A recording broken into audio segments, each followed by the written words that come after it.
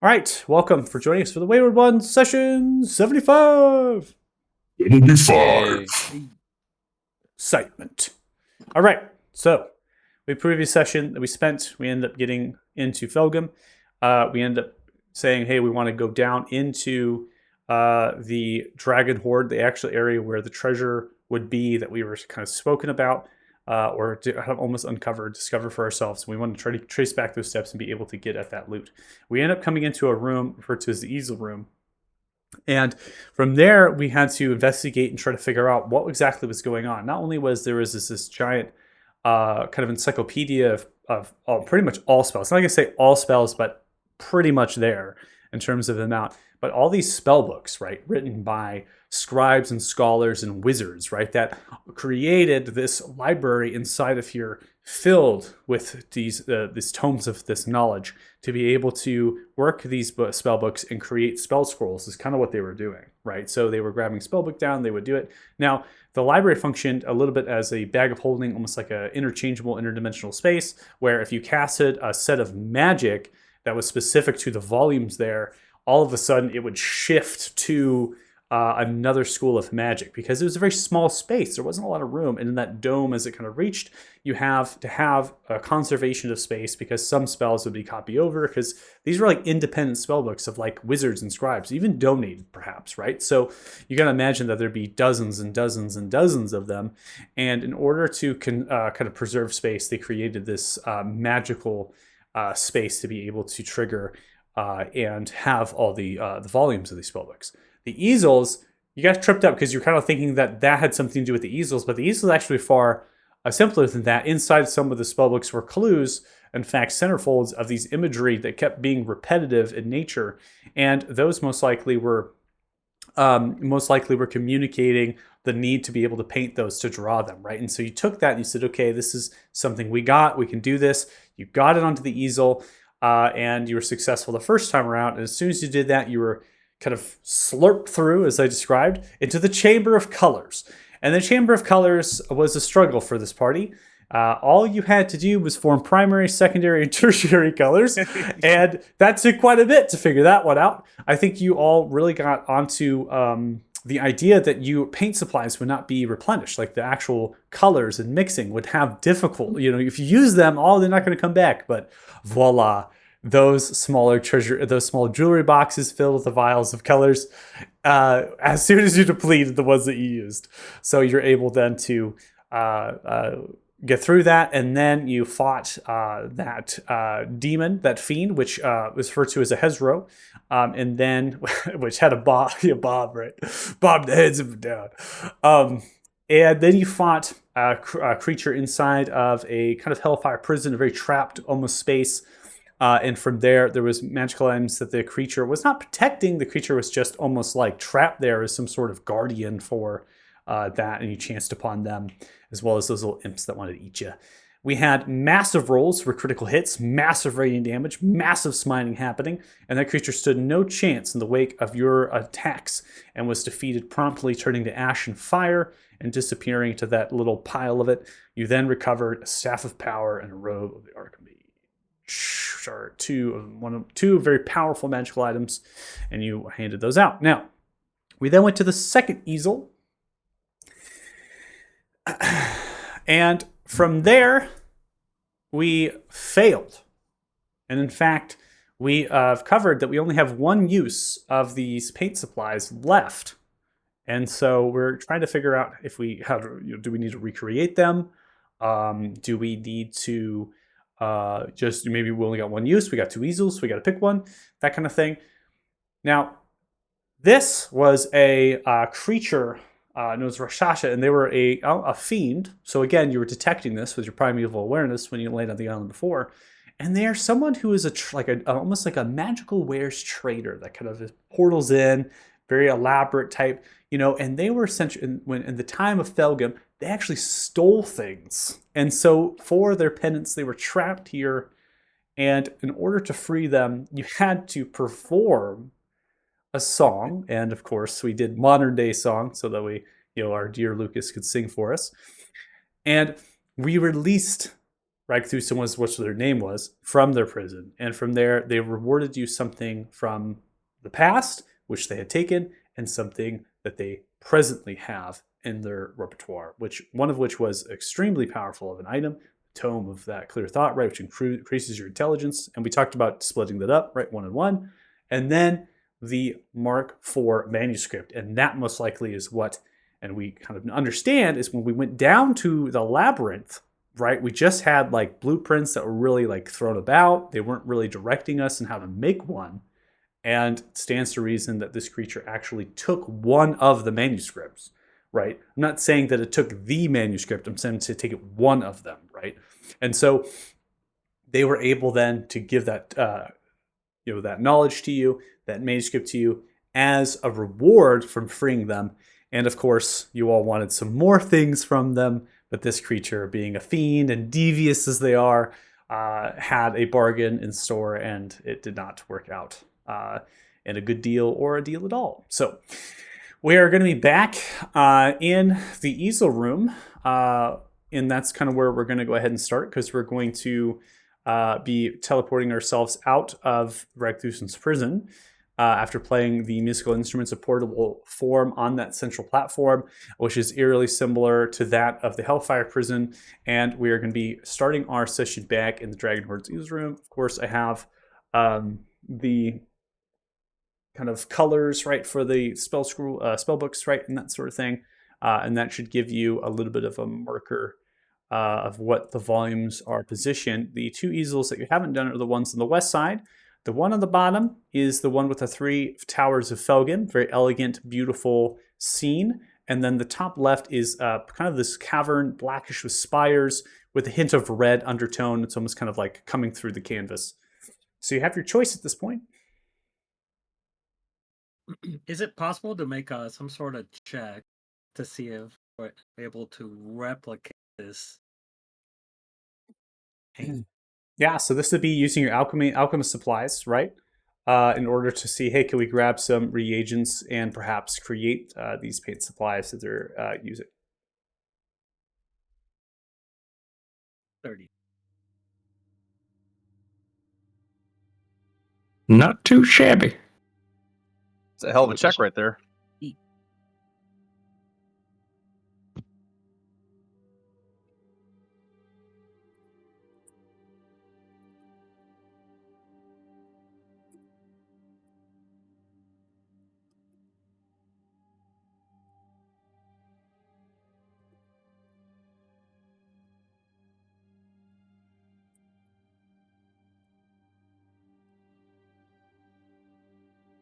He's not talking.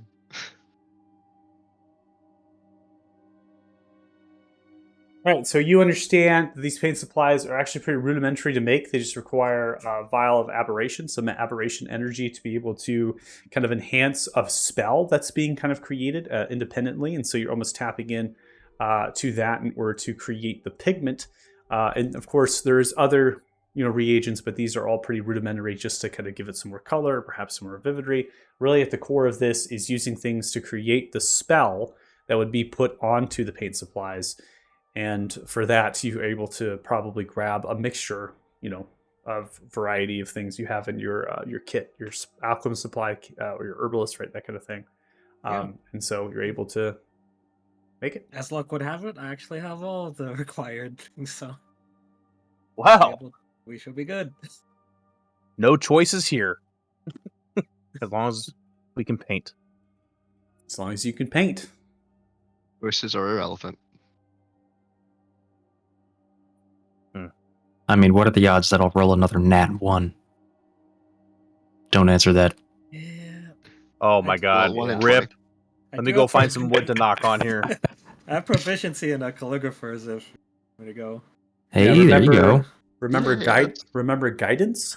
If you have proficiency in calligraphers, that means you can use your calligraphers, you can gain proficiency on the roll. Right now, we've been just doing flat dex checks. I think Costas, you did the last one when Dirty Joe rolled the natural one. Also, Costas, can you be over your shoulder giving advice now that he's done this before? Like, no, you need to be lighter on your brushstrokes. To, give the help action. such a radiant beacon of hope. I know, right? Oh my! Oh God, why did I have to say that? Yeah, Yep, lighter on the you jinxed brushstrokes. us. Lighter on the brushstrokes. Come on. Sorry, guys. Rest in You peace. lighter. Wow. Hey, I said I was giving the help action. So You're going to help them draw? Are you proficient in calligraphers? I've done this before. I did the last one. Roll a d100 Yeah, just- for me. Just grab his wrist and, twiddle it around for him. A D100. I want a Okay. percentile die, for all please. the 12%. oh no. Fortunately, your knowledge of the previous time was just luck and fortune. It's not translate over to the help. I just have this picture in my head now, like Ghost, where they're making the vase, holding hands and everything. Oh, All right, so you consume the 5 common case of reagents, 1 fine vial of magical energy. Of course, you could try to make more, but at this point, you've kind of taken 20 minutes for 20 minutes for painting, and of course, more time here for crafting of the paint supplies. Obviously, we're not really in a place where we care about we can maybe take a rest here if y'all wanted to, but that is taking time, so just be aware of that. Well, we got one vial left. We should make more, if anything. We still have 2 more Yes. paints. I think we should make a few. Do I we think have- we have enough supplies. I have some magical vials of energy. So Okay. I have. how I have a come we lot. know paint good? We're not painters, Kit. We're adventurers. Hmm. I'll give Israel 3 vials of magical energy. Fine. I believe some of the bag of holding as well. We have. It's okay. Well, I only need. Let's go one at a time for now. I only need one. I have the cases of reagents. We don't know. We might need them in different circumstances. Okay. And as time is going on, I'd like to use this time to attune to the staff. Okay.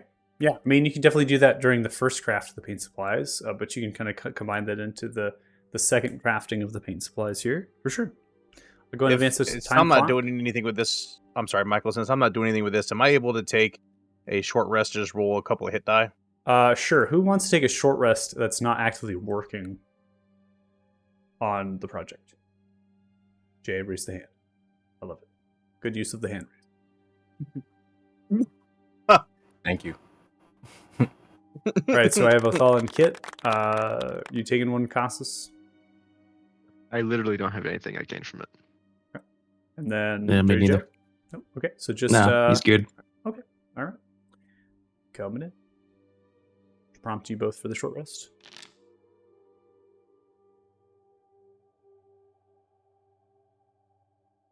I might as well top off. Thank you, sir. I appreciate it. Yeah, of course. I mean, you're just hanging around. If you're not actively doing something, yeah, it's a good time to take short rest. So This is not exactly Kit's, lane of expertise here. yeah. me smash? Me smash. All right. Let's see. All right. After getting another time making these paint supplies, we got two now. If you want to reduce the reagents, we'll just do that. Theater of mind. Don't have to reduce anything back to character sheet. So Right. let you do that yourself. Right. Make another attempt here. All right, Costas. What was it? Left to right on the strokes. Yeah, left to right here, then right to left there. She's gonna do the opposite. 21. 21 is successful. You're able to paint 3 towers depicted on the Isle of Felgum with the majestic crater lake around it, and at the backdrop, what was once the city here surrounding. Looks beautiful. And as then happens, it begins to whirl, changing slightly into a greenish hue with that light, and suggests that it is activated. We going? After you. Alrighty, it's I'll jump through. Stick Whatever. my hand in. Whatever. Okay, I jumped through too. All right, everyone's going in? Yep.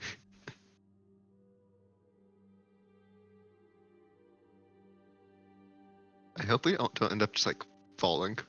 All right, who's the last one in? Uh, I'll be the Probably- last one. Yeah, there you go. All right, we're gonna go ahead and activate the scene.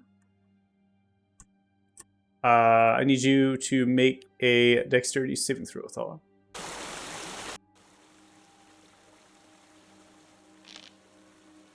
Uh, 25. You are kind of over top of the portal. You then begin to stagger on either side of this protrusion. It's like a balcony, right, where the actual portal is that emerged you and your party. And you are standing with one leg onto that flat. There's no railing, there's no side or half wall. You got 1 foot on that, and then you got 1 foot on this fountain that is dispensing water on either side of it, like a cascading waterfall on either side with this thick sandstone. So you're pretty much just like balancing on this arch and then this flat space right now because there's I not will enough grab room. him and put him over my shoulder. Okay. So you just grab, right, and rip him. Okay. I got you, Othala. It's Don't fall. Thank you. How tall is the room in here? How Yeah, wide so is it? I'll go ahead and explain some things for you before you guys move around. It's fine. You see that the actual chamber itself has about a 40-foot ceiling height. That water is cascading down from almost like Egyptian in how they designed some of the pyramids. The back wall, just 10 feet above the ceiling, is kind of recessed, and then the shelf is lowered slightly, leaving a gap. The water is coming out of that, funneling down, and then that seems to be funneling down in another gap where there is a half wall that's bracing some of the actual lines with bevels, like almost like a kind of like a bastion sort of thing that's extending. So that water is not really entering into the room. That seems to be going underneath perhaps the room, and then it could be bringing back up from the fountains. There's 4 of them that are dispensing. They're quite large and circular, and then there are 4 others that are smaller and taller. And the platform that you're currently on is 20 feet. So it's about half from the ceiling above. And those tall ones are going to match that, right? So the ones you're standing on here are going to match that. And then these ones are a shorter 10 feet. The actual platform here that is there, that's going to be 10 feet. That's about 10 feet from the water level. And the water itself is going to billow and splash quite heavily up towards it. It's very turbulent, very violent. So it's even going to create waves up to about that 5 to 6 foot mark, which is a little bit scary, perhaps. You know, some big waves, they're crashing into it. At the center point are here is on the platform are 4 statues. 4 of them are going to depict these almost like, I wouldn't say guardians is a good way to kind of showcase them, but it's like founders in a way. These gnomes that are kind of clean shaven upon the head. They have some almost monk-like tattoos about them. They also have been void of garments, so they're kind of sitting there with appendage all out there. They are holding themselves too in a very monk-like pose, and then there is these actual plaques stating the names, right? And that's kind of how you're looking, Archmage, right? That kind of level of title given to them, and then very gnomish in the name. And between them are 4 orbs, no defenses, no shield of any kind, and there is some sort of a lamp, an oil lamp, about 3 to 4 feet raised, perfect for a gnome to kind of be up and touch. And that is in the center point of the statues. Alrighty. Well, if you all want to look around while I start preparing a detect magic. Yeah, I think we should go over and take a look at the statues. Wait, real quick, before anybody does that, hey, Costas, step off for a second. Joe's gonna take a fork out of his bag and ping it onto the lamp to see what happens. You're going to take a Yeah, fork so and let me then go throw back, it? but- Yep. Okay. Go ahead and make a dexterity check. And then Costas, you'll be climbing down to that point, which is a little bit challenging. I need you to make athletics or an acrobatics check.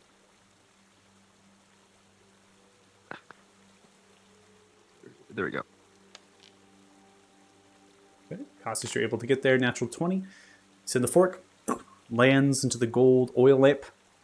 Ting! It kind of hits into it. And the oil lamp kind of heaters and then rolls onto its side. It's quite heavy, but enough force of the fork to get it to knock over. I'll put Othala down next to me now that we have some room on the platform, so I'm not holding him on my shoulder. Gotcha.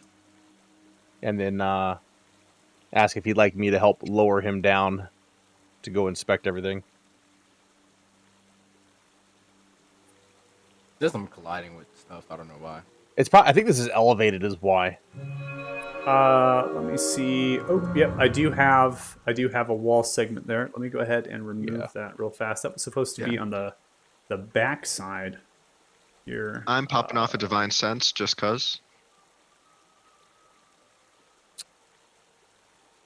Let me see. There we go. Should be good to go. Well, it doesn't seem to get angry when you throw a fork at it. Mm. That's good. Is it food? I don't know yet. There could be chocolate inside. Chocolate. Othala, you want me to help you down? I don't want you to hurt yourself. Sure, yeah, I can use the help. Thank you. I'll Do not detect celestial fiend or undead. I'll help Othala down, and then I'll just jump after I get done helping him down. Okay. Free to move your tokens, athletics if you are going down. Even if I'm helping him, like lowering him down. If you're helping, I don't need a roll except from you that are helping them. So you need to roll on their behalf, and also will suffice for your roll if you're going down there as well. Okay. Makes it more challenging. 12. Easy enough. And started the day off rolling like ass. Good thing you got those modifiers. Yeah, that is no joke. Mhm.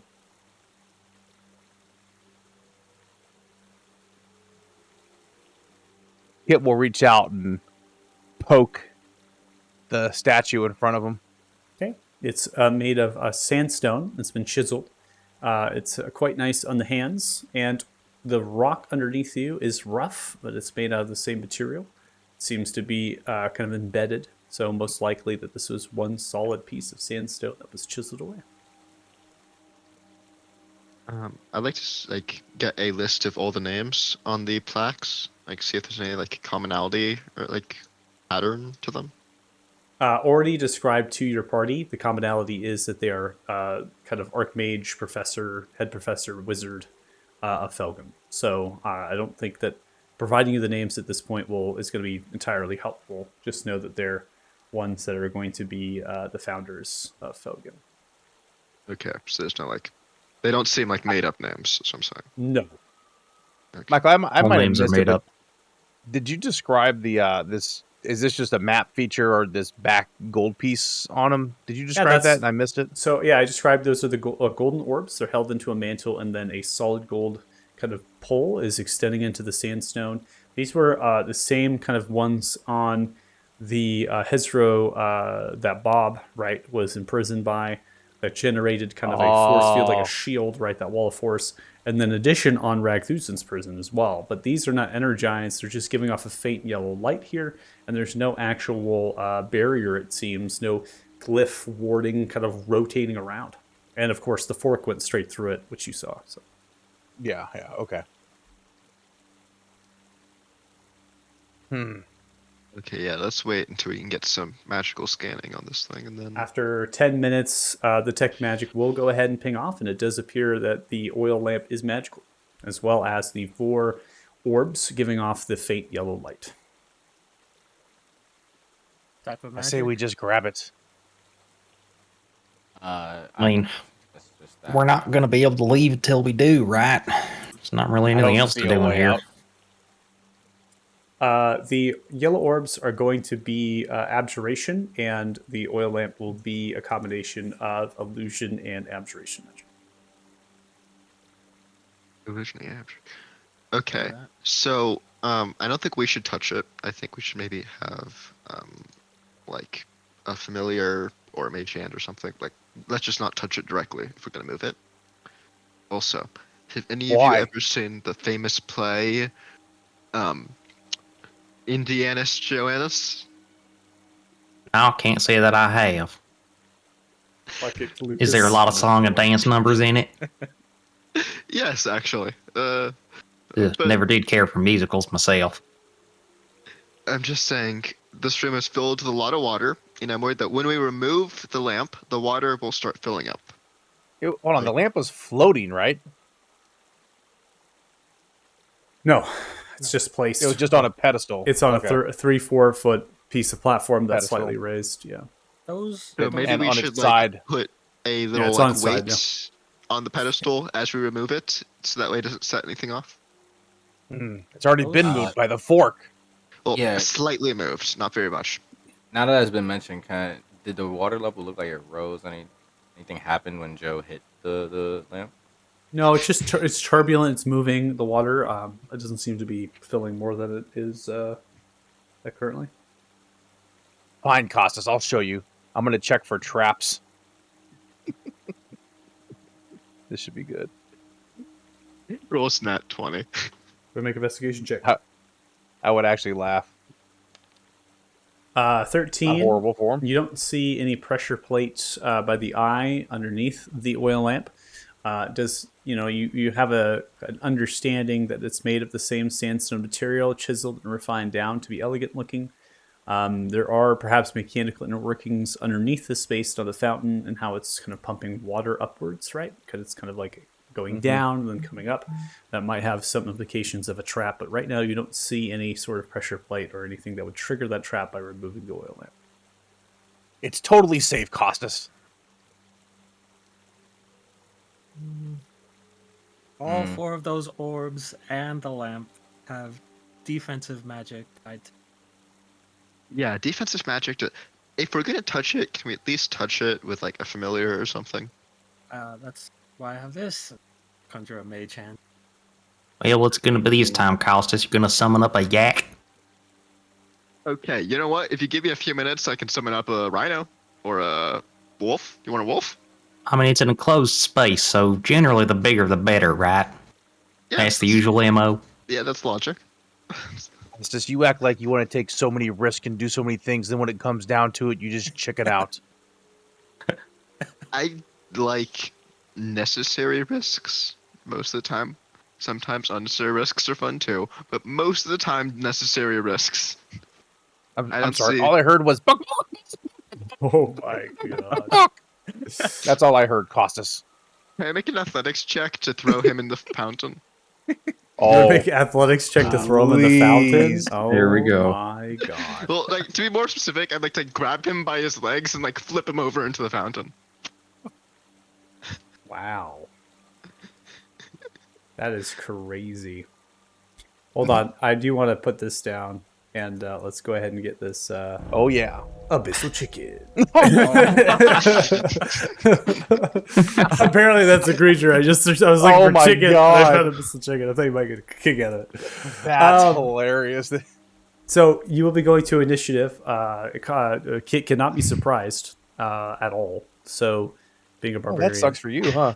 with their barbarian features. So if you are going to attempt to grab them, you will go directly into initiative. I'm assuming Kit will not Sure, allow let's that. do it. So. Is that really happening? Are we really doing that right now? Yeah. Party versus Apparently. party combat? Yeah. All right. Go and roll it. I think Kit has a DA as well. Oh, I do. Yeah, you have Yeah. you have a D8 still. I'll add it too, but it's not going to get you. It's not going to get above No. what Costas is. So No. it's pointless to roll it. All right, Costas, go ahead and make an athletics check, and then Kit, go ahead and oppose it. I'm in the water. With that athletics, right? Athletics, yep. Shit. Easy. You push him off. Since it's athletics, that's considered an attack, so I get 2 of those, right? If you're doing a shove, yeah, or it's a grapple, Yeah. yeah. Okay, let's do that again. 16. I got it. All right. Kit, you're shoving him? Yeah, into the fountain behind him. Okay. Shoved into the fountain. You're going to splash in as you land, falling prone. Okay. See? I'm gonna stand up. It's not your Come turn back yet. up. Kit, are you doing anything else? Oh, Sorry, I Costas, thought are he you was doing done. anything else? Sorry. The unnecessary risks can be fun. Then end turn.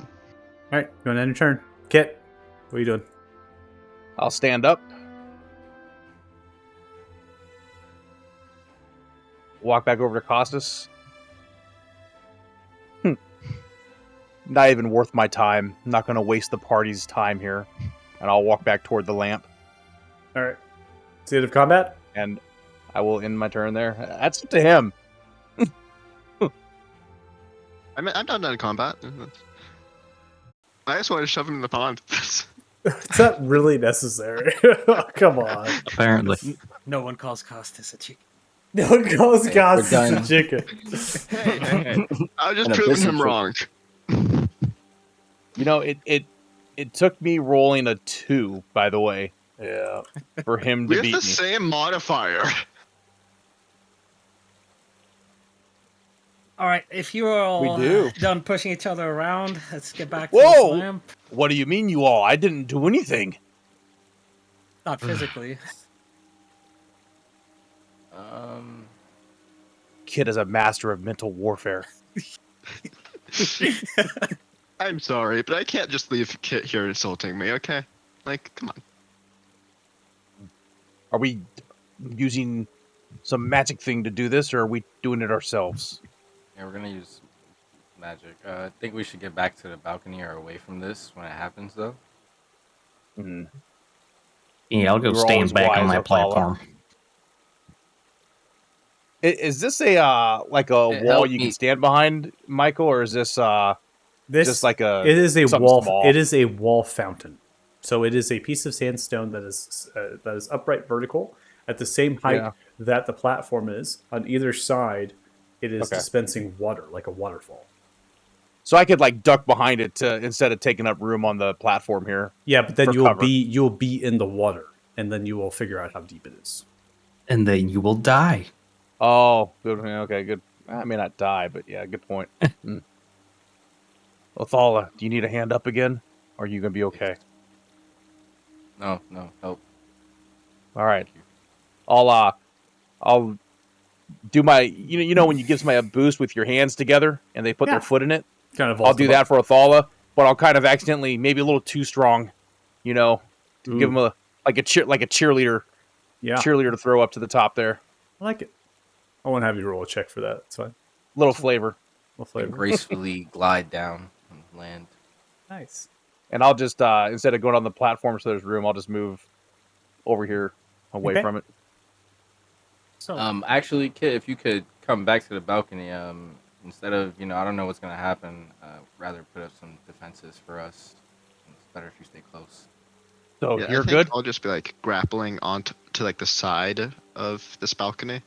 So like I won't be fully up top, but like yeah, I have grappling hooks and stuff, so just be like on like the side of it.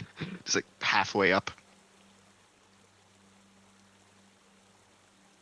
all right. So, I was first considering just yoinking it straight, but if there is some sort of enchantment that will close off that platform, it might be better to instantly.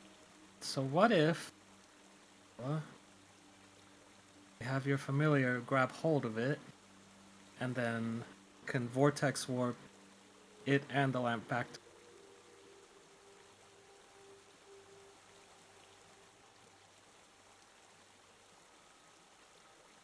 Doesn't No make sense. objections there. It definitely does make sense, yeah. Bring Heavy out.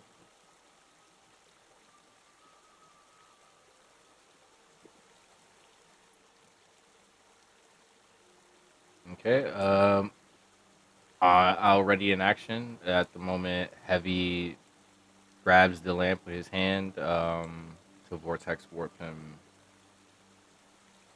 Where should I place him? I don't want him too close to us. I'll probably place him on the other side of Costas on this side. Okay, so Heavy is going to fly up and then touch the lamp. Yes. Okay.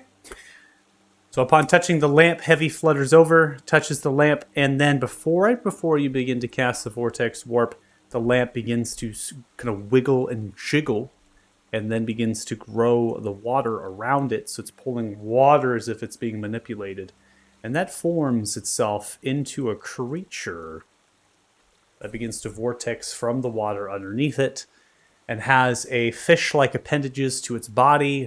Trident is in its right-hand side, and it is kind of showcasing a very kind of regal stance as it's kind of swirling from around, and then kind of looks into the direction of you all.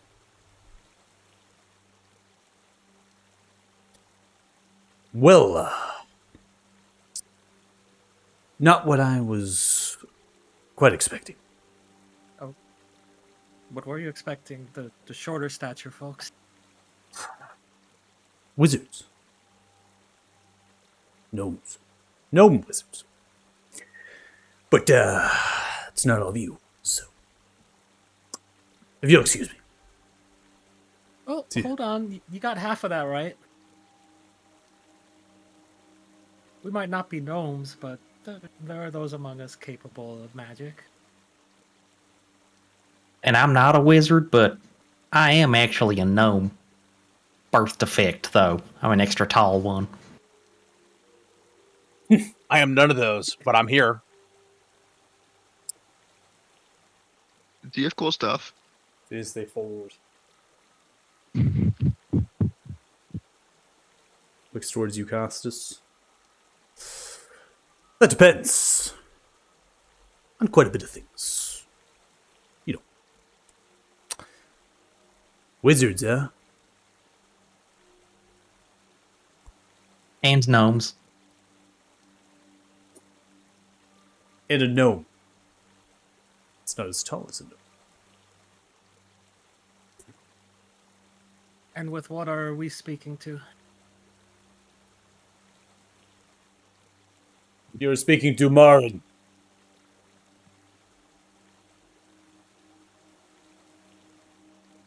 What's your favorite color? Looks towards you. Yellow. I would have guessed blue. With Kit, I was guessing blue. Marin, what exactly are you? Outside I am a Merid. Where you come from? I'm a genie. The plane of water. So.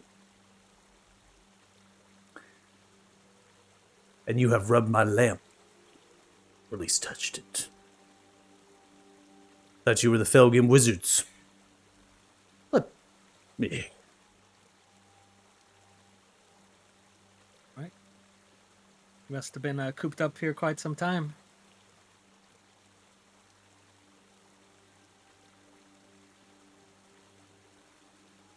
Perhaps so. Perhaps not. Time is a fickle thing.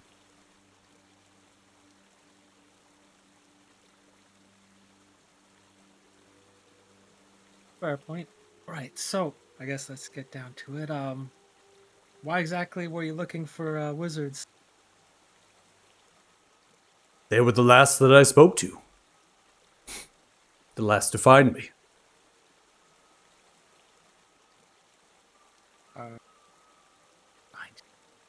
Are you trapped here?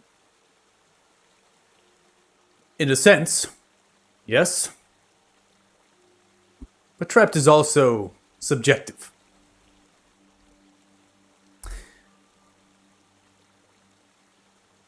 do you know of Is it? elemental creatures? Wizards?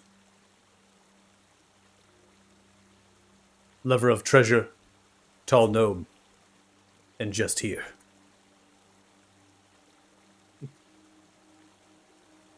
I'll speak in primordial to it. We know some things.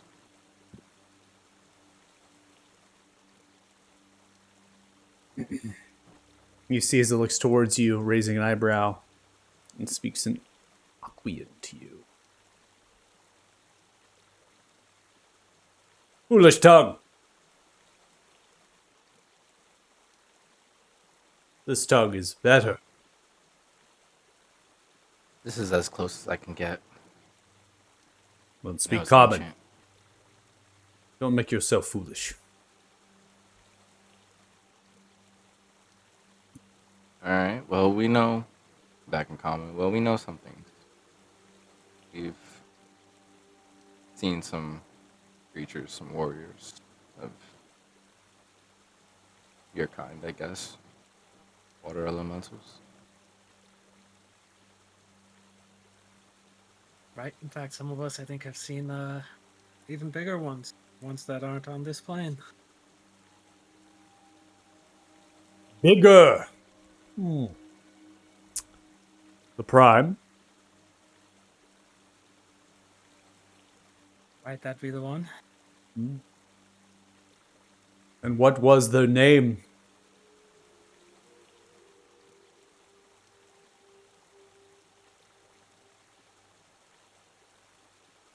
Glance over. I remember. I think it's Aquina.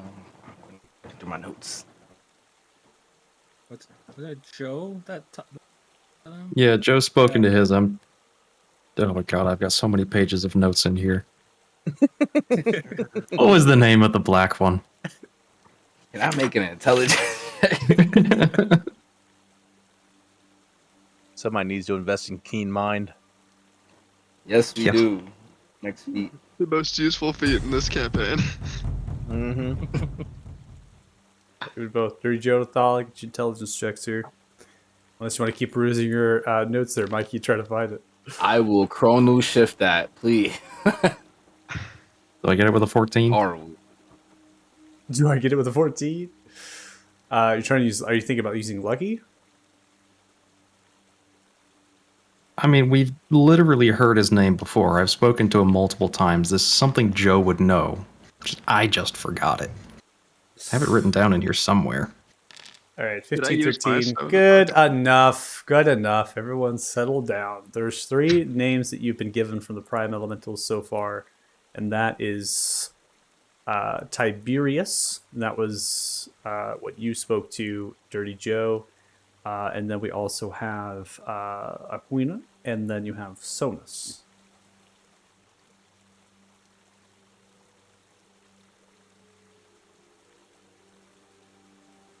Alright, so yeah. Does the name Tiberius mean anything to you? The Prime Earth. Yes. Yeah, Who he's a bit else? of a dick, isn't he? A right cunt. Ah, it's not just me then. I've met Aquina. We had a conversation once. Yes. Aquina. Fascinating.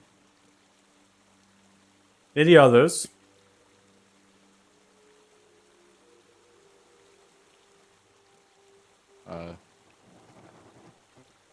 Sonus.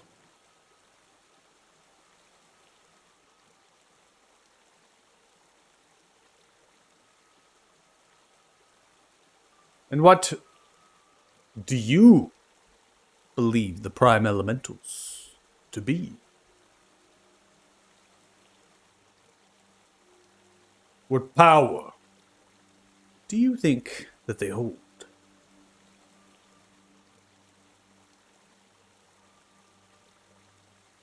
That of gods over their respective domains?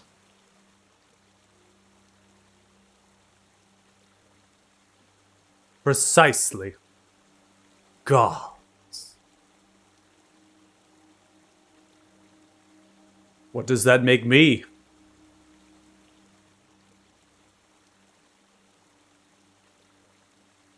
Somebody with a snapping dressing sense? Fashionable. I like it. I'd say so. If you were to call the Prime Elementals gods, then I would be a demigod.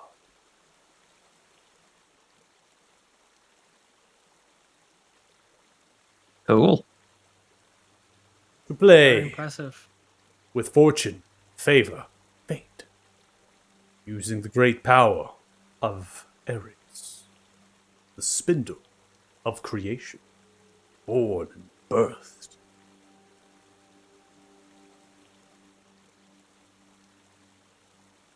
With, of course, price.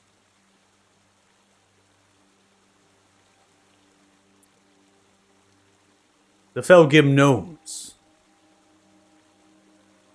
after they found me, in my undying and indefinite quest to spread fortune, favor,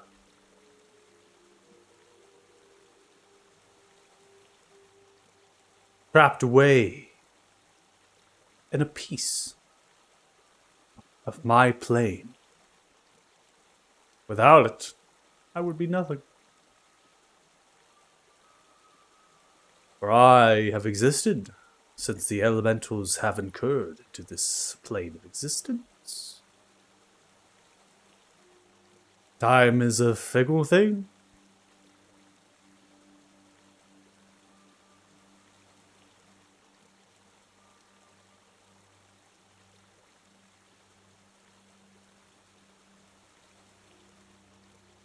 To set me Well. free, you must do one thing. The price you must pay. Are you willing? Do you know what the price is first, or that kind of just It's not his hair again, is it? Yeah, too many people are after my hair. Pretty, but no.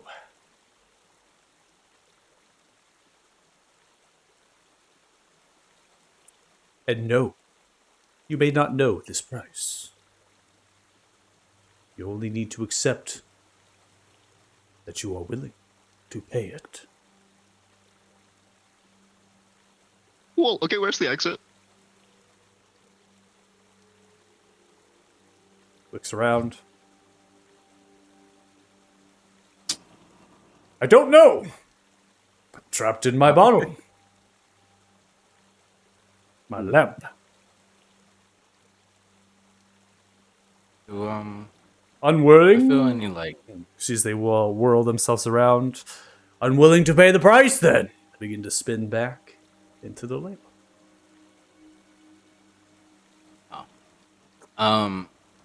his words? Did I feel a sense of any type of malevolence or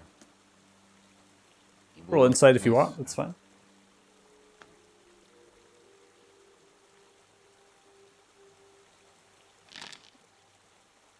This creature had no malevolence. Seems to you that they're playing a game of chance. They might not very well know what the price is. They just need to know if you're willing to pay it. I'm the poorest one here. I'll take the chance. The heck? Before you do that, I think we should check something. Costas is gonna get out a hammer or like some other large blunt objects and get ready to smash the lamp.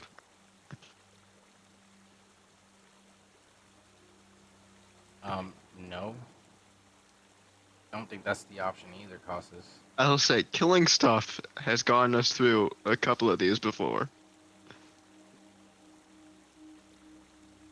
And we lost Joe. We lost Mickey. Yeah, we lost He's DJ. I'm just gonna say, are you really willing to take a, like, weren't we literally lecturing me like 2 hours ago about like taking a deal from a being where you weren't sure of the conditions, and even then we had more details than this one? Like,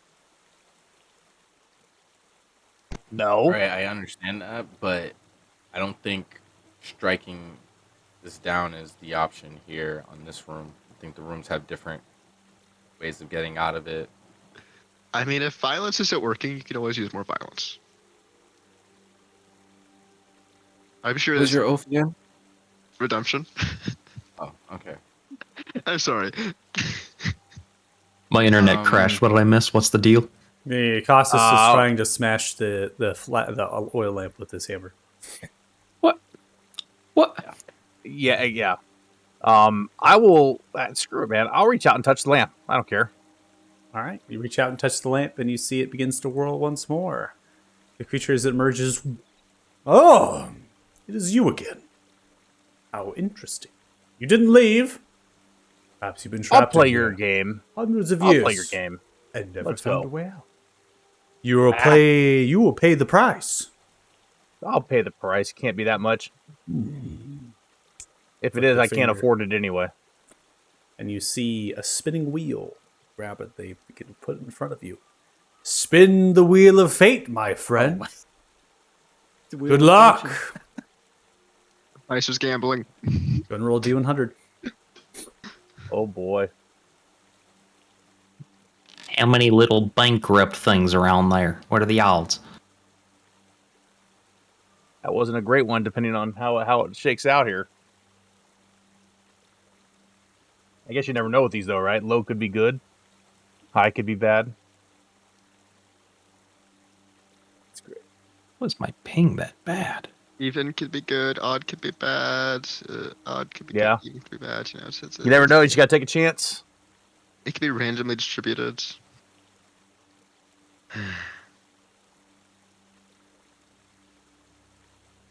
I just know 21's hot at the table.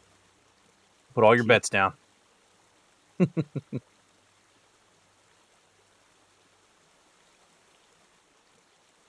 Wait, is this from Baldur's Gate? Is this from Baldur's Gate? Yeah, a genie with a wheel of fortune. Well, I mean, it's pretty common. Yeah, they didn't invent the idea. Yeah. Okay.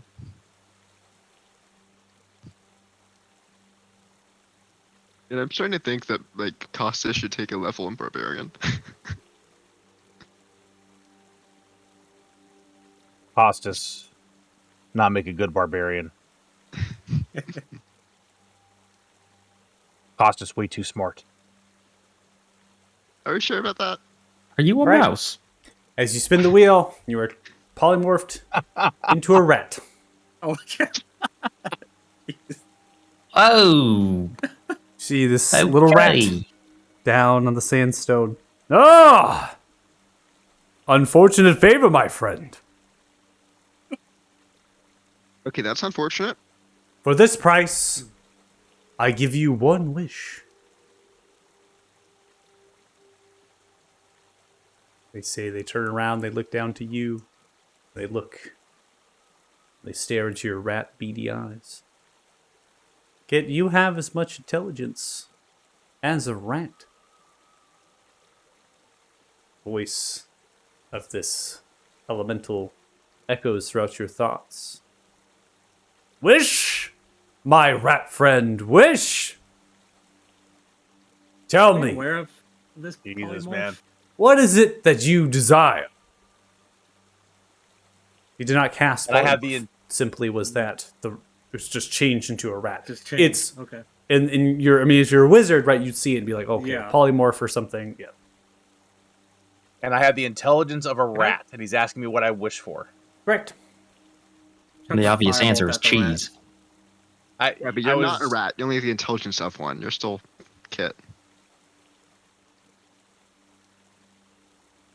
Yeah, but I mean, if I'm thinking what I'm wish for, I'm going to wish for something a rat would want.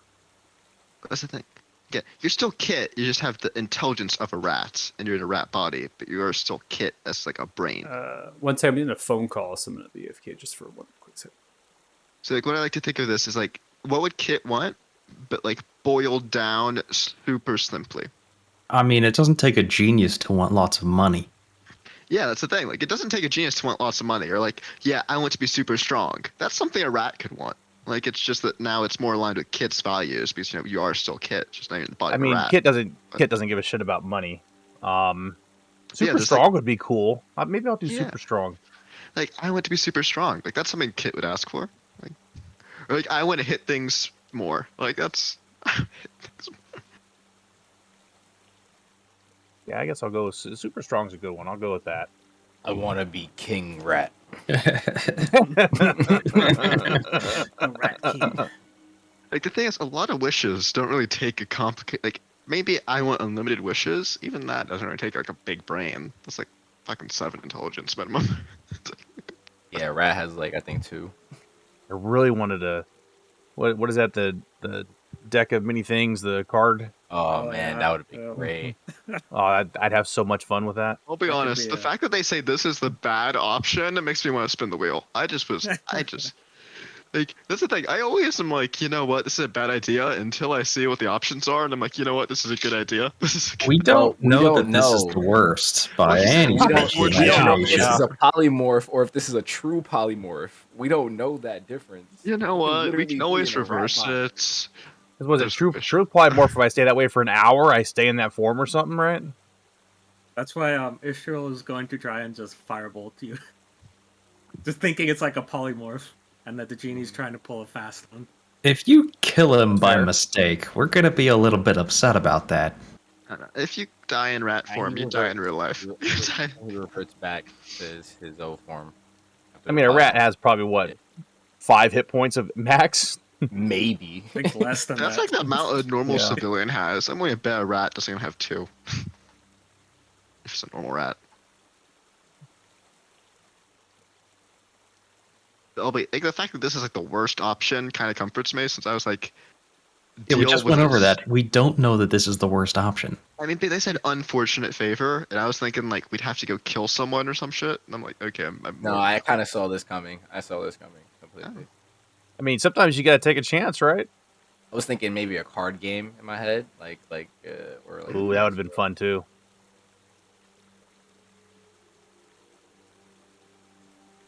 Yeah, I'm glad this didn't happen to me. We would have been down a party member. Even as rat form. Send me home. Yo. You know what? I love the idea that like you ask for like more spell slots as a rat, and you don't get turned back into a character. You just become a spellcasting rat. Okay. Amazing. You're making Sorry about that. this. All right, I'm ready. Okay. And this is mental, right? Like a mental link that I have with him. Correct. Okay. I want to be the strongest rat person that I can be.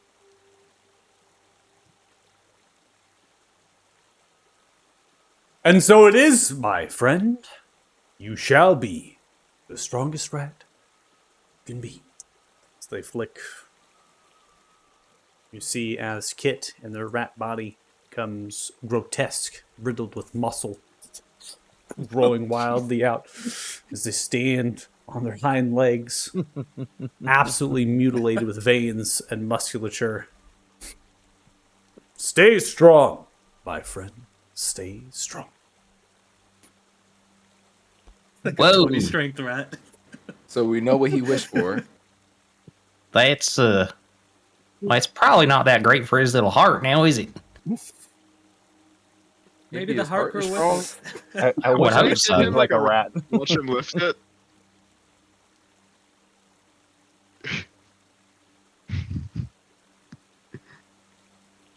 All of a sudden, Kid's gonna turn and look at Costas as this giant rat. Portal opens on the platform. Oh, it's payback. All right, guys. Looks like our ticket out is here. Hey. Should we try turning him back before we leave? I'll try something. Sure. He's only polymorphed. Hopefully. Is detect magic still up? Do I get a sense of anything on him? I think your detect magic would only lasts a minute, right? I think it's 10 minutes. 10 minutes? If Okay, it's 10 10 minutes, minutes, then it should still be up. It does not feel like there is any magical, I would say, you do not detect any sort of magic currently applied to them. You might be able to sense that they do have some form of magic upon them that would be similar to an enchantment. Sorry, Kit. Even before Ishiro had did this, I was already gonna try it. Seeing Kit be super muscular, it scared me. Good Lord! You could just come up and like hit me with something? Yeah, no, I don't want to get next to you. It scares me. Whoa, Athala, hold it, rein it in there. What are you doing? If he loses the form, he can revert back. That's my hypothesis. Hypothesis? if it Dude, you don't works go like a testing it, spell- we could kill him. Even if he is just a rat now, there's no cause for that. So he stays as a rat, is what you say, Joe? You get a ray of frost him. Yeah. Okay. I'm saying this stuff wears off, don't it? You hit with a Hopefully. 30. Take 18 points of cold damage. As you hit it, curling upon yourself like a rat.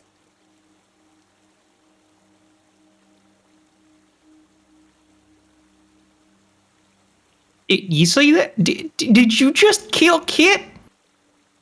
Yeah. Oh, Thala. Yeah.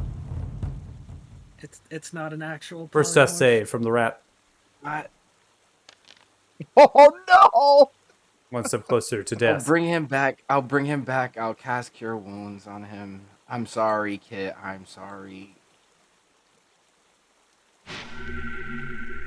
You heal the rat. Is he still small? Or is he like? It's tiny. Yep. Oh man, he's a tiny, muscular rat. Oh, I'll just pick him up in my hands and hold him. I'm so sorry, Kit. I'm so sorry. Dude, not cool, man. I know. I tried. I thought this would bring him back. I didn't want him to stay like this. Well, shit, we can't leave him like this. Exactly. Kit. I'm still holding Kit in my hands. I'm not gonna. Yeah, I think our only option is to go double or Damn it. nothing on the genie. I It's mean, just gonna snuggle up to Athala right now. We could try Okay. dispel magic, but I'm gonna rub the genius lamp. Could try. Yeah, I think that also works. wait, now before you do that, let's do what they said. Dispel magically, see if it works. the Okay. only issue is it might just dispel whatever the genie did to make him strong, and not change his actual form. Well, they were both done by the genie, so if it dispels one, then it should dispel the other. All right, Right. we'll give it a shot. We'll draw a card. Okay. Yeah, we'll throw out a dispel magic. Roll a dispel magic on the on rat. Kit. Yep. Okay.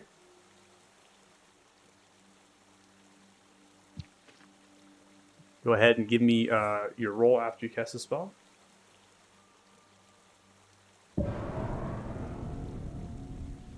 Ooh, 11. Unsuccessful. Seem to do nothing as you throw your dispel magic at them. Oh, balls. All right, Fastest you up. I'll do one. I mean, if Joe told me to stop, I'll wait and see them what they try to do. But Okay, I'm still. I'll planning take one to- for the team. Let's see if I can get him out of this. Let's start rubbing the lamp. Okay.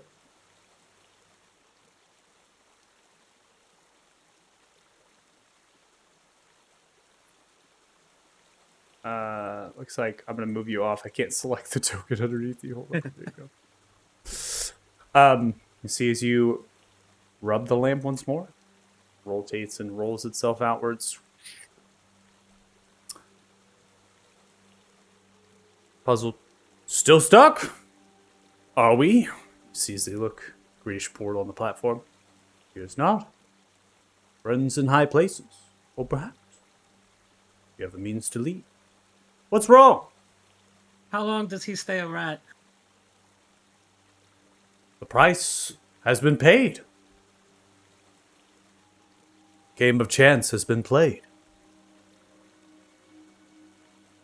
Are you saying this is indefinite?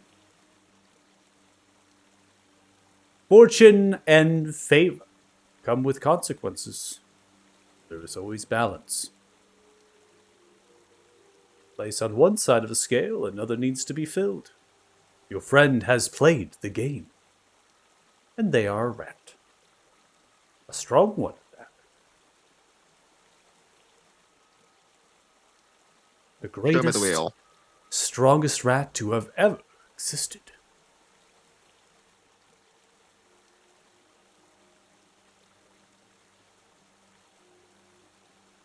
Yeah, just show us the wheel. Show you the wheel. You speak as if you are owed. Thou shalt not play with an attitude like this. Fine. Can I please play? Please will not cut it now. I require something more. See as they lower themselves down, and a ring braces on one of their fingers. Kiss thy ring, and all will be forgiven.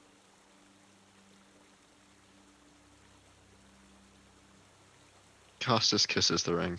Ah, humility suits you.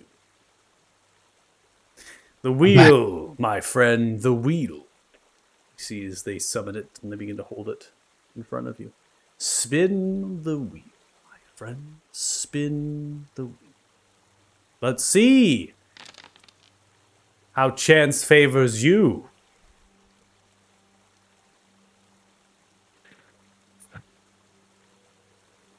Oh no. Costas, what color are your eyes? Ray. They are now blue. Ah, And you're blind. chance has made your eyes beautiful, more so than before. I do dare say. One wish I will give you, dear friend. That balance has been achieved. What is it that you wish for? Do tell me. What is it that your heart desires? Is it possible to ask for my friend's body to be returned while also keeping the muscles? So They wish to stays be the muscular? strongest rat to have ever lived. If they are not a rat, they cannot be the strongest rat. Can you make? I'm asking. Can I change their wish to be the strongest person, or the strongest kit to have that possible? Something around those lines. Just get rid of the rat part, but keep the strongest part. Get rid of the rat is the wish I hear and the wish I will give you. Oh no! No! Fuck. Gets gone. Rip me. No, Kit! He just disappears from my hand. No! Alas! Your friend is gone. Dare I say, Look, the man. strongest. Pushing me into the water is one thing. Making me totally vanish from the party is something totally uncalled for, okay? You see as they spin That back was into an the lamp. accident. This just keeps getting worse. Okay, so now we know we have to be extremely specific with the way that we word things. We want Kit back here. We want Kit here back to normal. Okay, I'm willing to roll to that wheel again, but someone please write what I say in advance. You know, I don't even All know right, if that I'll would do work it. with Allah. Because what if there's somebody else named Kit that they summon here? Oh, great. Okay, But bring back the same kit that first arrived in this room with us. Does that how work? long has it been? How long has it been in time? It's been now over 10 minutes. Okay. When the genie comes back, we can just say, make everything how it was 10 minutes ago. I don't know, man. That could be taken a lot of ways. Yeah, What does that's- everything mean in that respect? Is he going to revert the entire world back 10 minutes? Would he even be able to do that? Yeah, I think it's safer to just say Kit. Also, I really think I should do it since I did kind of whip him away to begin with. I'm not opposed to that. Wait, Yeah. so remember, we got to get the wording down just right. Yeah. Return Kit to us now the way he was 15 minutes ago. 15 minutes ago. Is that what we're going with? Is that time accurate? Oh wait, Felgum has a weird time. Are we sure he'll... 15 minutes away? Good. Crap, I didn't think of that. Return Kit as he was when we first entered this chamber. That works. Sure. Okay. I rub the lamp. Rub the lamp. Go back. Ah, again, my dear friends. You have not left, and you are back. How can I help you? I was wondering if I could please spin your wheel again. A wish has already been given to you. Okay. All right, I'll do it then. Yes.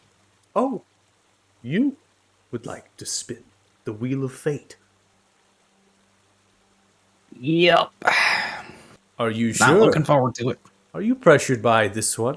Looks down towards No. We need to get Kit back. Oh, your friend. Get them Uh-huh. back. See as they summon the wheel of fate. Spin, my friend. Spin. And let the game of chance take you to where your heart desires. Okay. 67. That's high. Doesn't Here you necessarily go. mean good though. You are now small. You shrink down to the size of a gnome. Actual gnomes. Ah! It seems you were a gnome. Now befitting of your size. Game has been played. What is your Yeah. wish? You definitely got rid of the tallness. Okay. I would like you to return Kit to us now the way he was when we first entered this chamber. Ah! When you first entered this chamber, you would like Kit here as the way they were. Yes. Your wish is my command. Click their finger.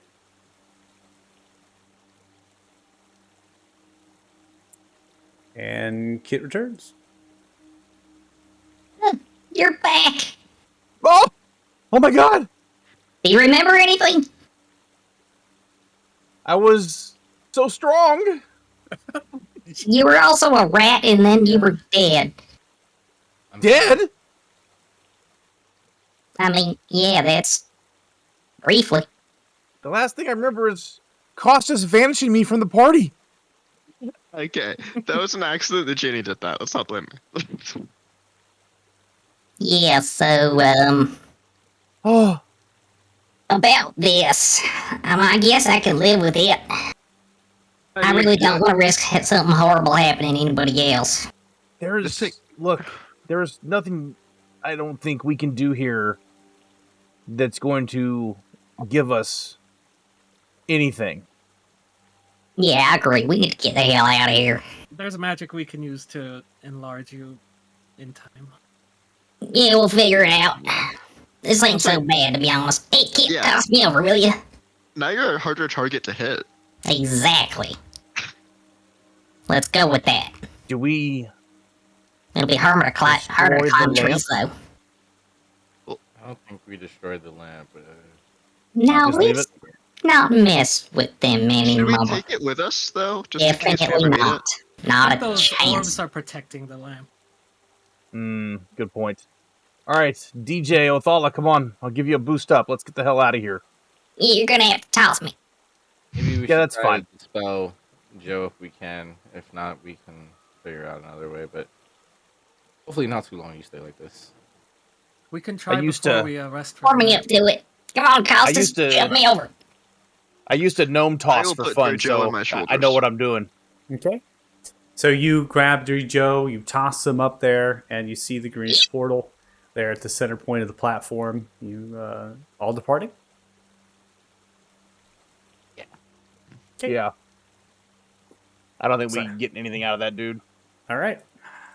You slurp yourselves back through the portal, and you are now inside of the dragon.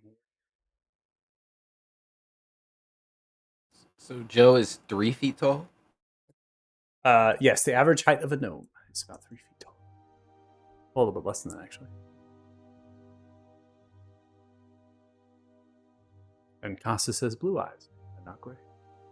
Yeah, I'll be honest. I think Costas is the only one who came out of this like maybe benefiting. How does it always work out that way? This is interesting.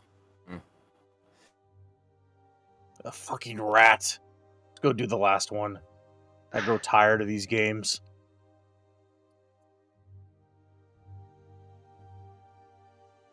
Oh, hold on. Is that Portal here This would now? have been great. It's always been there. Been there. That's the one that you Has entered. it? Yeah, it's the one you Yeah. entered into the room from the center point. I'm not gonna lie to you. It hasn't been on my screen until Oh, now.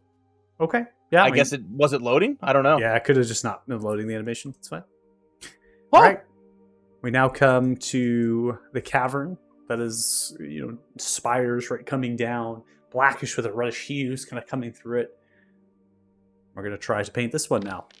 That should work. 29. 29. That is going to be Oh successful. hell yeah! You're able to create it, and it begins to come to life, energized with a greenish hue, and you step in. Kit does. Kit's had enough of all this shit. He's ready to get Yeah. through this and see what's there. Okay. Hope this is not another stupid genie turn me into a rat. Yeah, no kidding. Oh, So, sorry. sorry. Yeah, no kidding. I forgot you're still small. I'm sorry. I'm warming like up the to it. gray eyes. It's not so bad. I mean, blue is nice, but I actually liked gray. Like. Oh, shut up. I'm 3 feet tall. I don't want to hear any bitching out of you. So you step in, slurping again. You're the Wizard of Oz. Oh fuck! Whoa.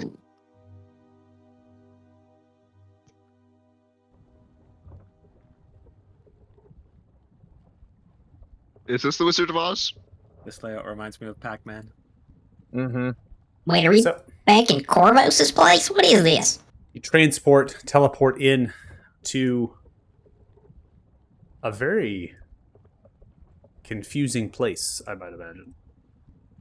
Is this a stomach And- of something? There He's trying to work is through that. a rumbling, a cracking sound, Oh, God. if you will. It is the stomach of something. Ah, And inside are villi, the stomach lining of intestines, forming walls that create a maze-like labyrinth. Bile gurgles. Above you high is the reddish glow of fire as it moves through every so often and pours. You're in the belly of a great beast. Gargantuan in size. Far greater in size. Okay. Well, that's not good. If I turn into like a whale, do you think I could be digested? We could be digested now as it is. Let's be quick. Guys, I'll lead the way. I'm immune to acid and stuff, so. Okay. Before we go into anything further, we are going to take a little bit of an early break. That way, I imagine this might take you guys some time, so I think it might be a good time to take a break before we get into it. That way, you can get drinks, use the bathroom, whatnot. Yeah, it might take. I mean, it might be fast. I don't know. Depends on you all kind of interact with it, what you all do. Yeah, guys, it's another color puzzle. Just want to make sure. Just want to make sure that we're not getting into something and then taking a late break. So. We're going to take a 10-minute break now. We'll come back at about 5:45 p.m. PST. If you're watching the stream, thanks so much. Really appreciate it. And we'll see you in a bit. bye. I.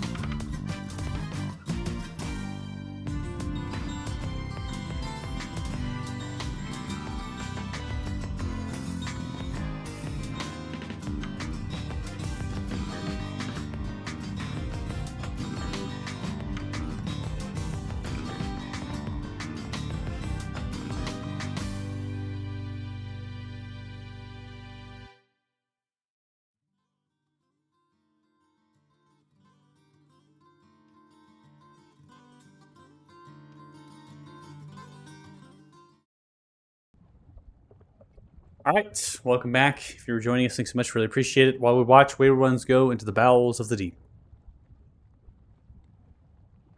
Sounds bad. That's yeah. You are in the belly of some gargantuan plus size creature. This could be an interdimensional creature, perhaps, but remains to be seen. These are intestinal walls as they stand upwards to the height of roughly 20 or so feet. So not entirely great height here. They're bouncing upon the organ. It's jiggly. You're feeling a little bit confident that you are somewhere you do not want to be. However, alas, you are here. I think Okay. we need to start moving. Yeah, left or right? Can Costas make a skill check for any creatures he has encountered or knows of that would see through vibrations? To like figure out any of those. Make a nature check. Nature. Okay. Meanwhile, Joe would like to sniff down each way to try to determine which way smells less bad. Rural perception.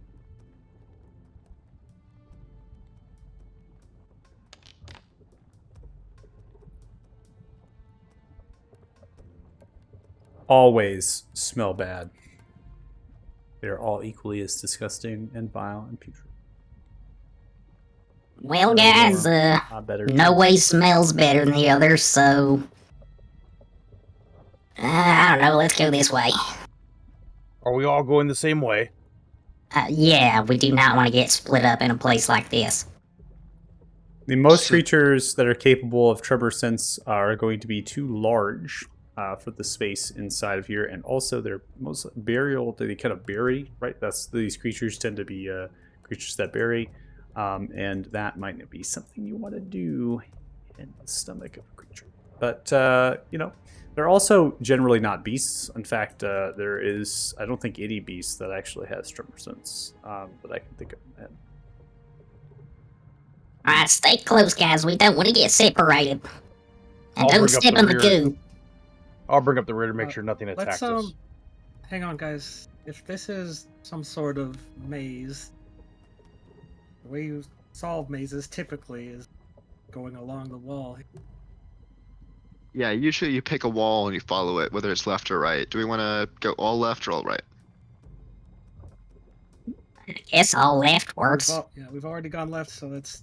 Okay, we just follow the left then. Make up your mind.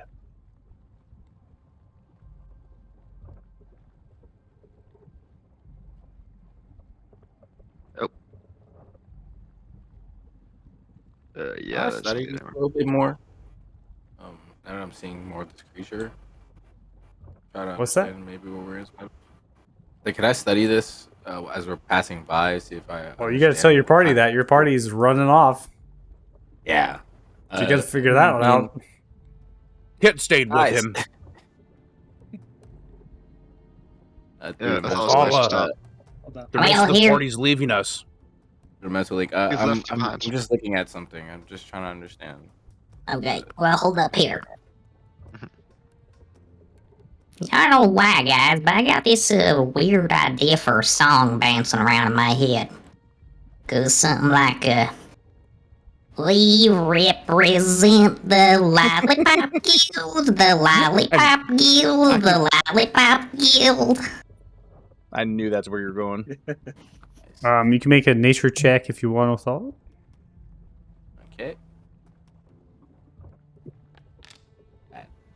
7. If this is indeed the belly of a beast, it must be a creature that has a stomach that would be fulfilling a massive space for medium-sized creatures to be able to traverse through it. Most likely a creature is not inherent or does not exist on the prime material plane. Maybe it is some space that's interdimensional like those others that this beast has been kept, and you are trapped inside of here. It's too difficult to tell, given the limited amount of information and observations you've had, as well as dissection with beasts themselves. Oh, nothing I know. I guess we just keep moving, Kit. That's all you coming? Yeah. Just I figured this out. Oh, I really like you, but there's not much to figure out here. We're in somebody's gut intestine area. It's really foul, even for me. There is never not a time to understand what's going on in your surroundings, especially if it's a creature like this. Usually, when I think that, I just kill everything. Yeah, but we want to know what weakness it has or what type of creature it is. Do you want me to hit it? Look at these spines. This kind of looks like maybe teeth, or it could be bone. Okay, they caught up. Let's go. Do you want me to hit this Othala? See what it does? No, I don't want you to hit anything. Everyone roll Found initiatives. something.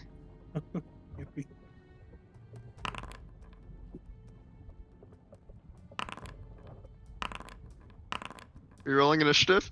Yep. D8 to Joe and Kit. Thanks for reminding me, because I will always forget that. Yep. 19.16. Oh, I can drag dice around. I didn't realize that. 18.2. Are you guys seeing this? No. Oh, am I dragging the dice that like people rolled? Like I think it's their Yeah, you can mess with that on your screen. Yeah, I didn't realize that until now. It's so fun. Yeah, like I don't like my roll. Give me a nat 20. Boop.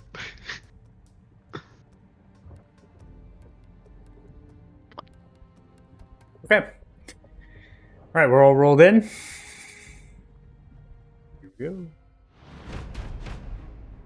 Ishmael, you're unsure of what is going on. You just hear a snarl from some creature wrapping around the corner where Costas had left. Costas, you seem to be fronted with is a very small, petite red dragon. Lurches towards you.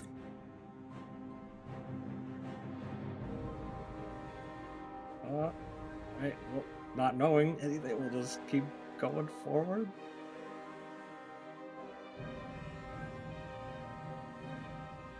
Yeah. No. Not doing anything too fancy right now. That'll be it. Okay, that is it. Othala. Same thing, just continue my conversation with Kit. Keep walking down.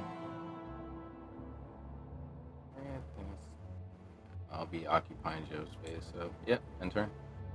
All right, ending It's turn. okay, I'm small now. True. All right, Kit.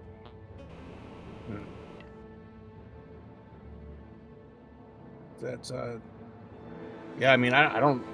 Nobody say anything's going on, so I'm just gonna move up there and end my turn. Something, but Dirty Joe. Wait, I heard something. Is there... Costas, what's going on? Oh! Well, that's a beastie. Hey guys, there's a little dragon up here. Alright, come here, you nasty bugger.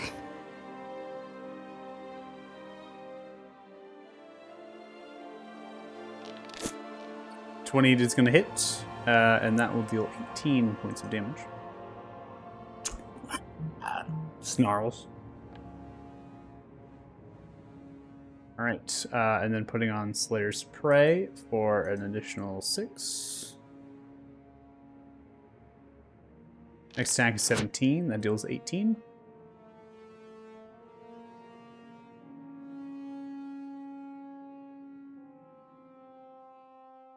Alright, yeah, that'll do. Yeah. A winged pin cushion. Ending turn, we now come to this wormling is going to begin to billow a little bit here with its breath. Let's go ahead and see if I can get it to fire off here. Oh, wait. Okay, something's using some sort of use. Cancel that there. There you go.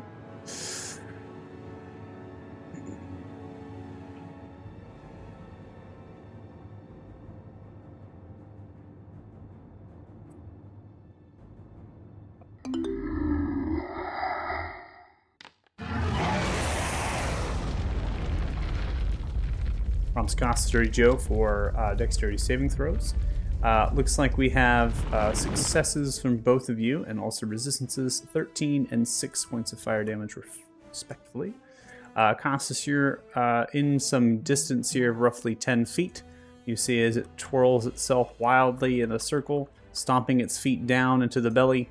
And as soon as that begins to happen, pillars of fire begin to shoot from pores up in the ceiling rafters as they begin to strike down towards the ground. Ending its turn. Costas, you're up. Well, I'll do what I always do. Yeah, seems accurate. Yeah, just that.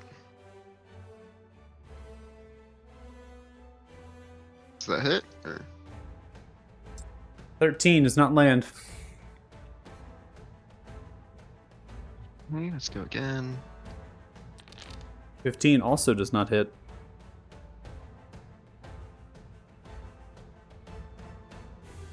Okay, then bonus action, Shield of Faith.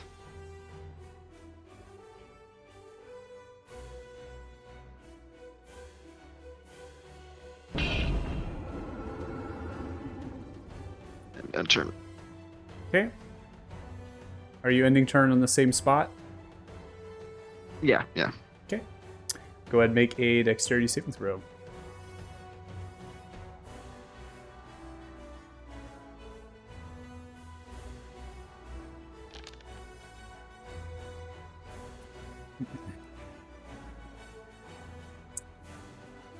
Looks like this is a little bit bugged out. Let me see if I can get this back up.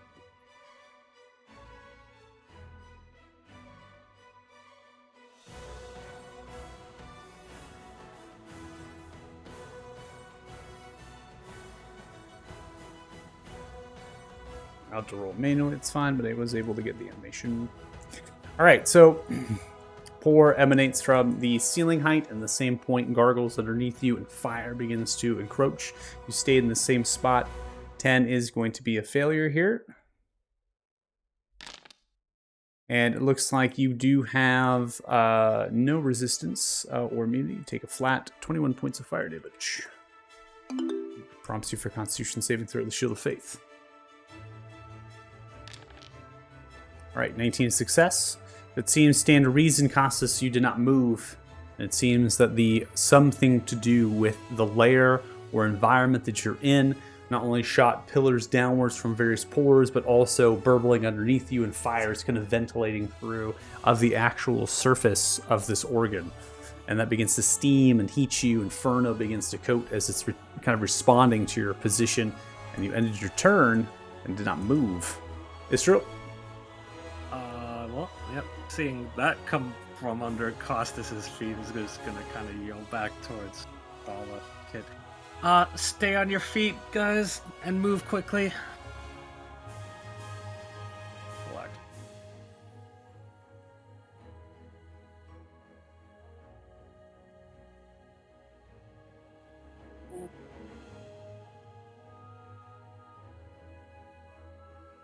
Get rid of.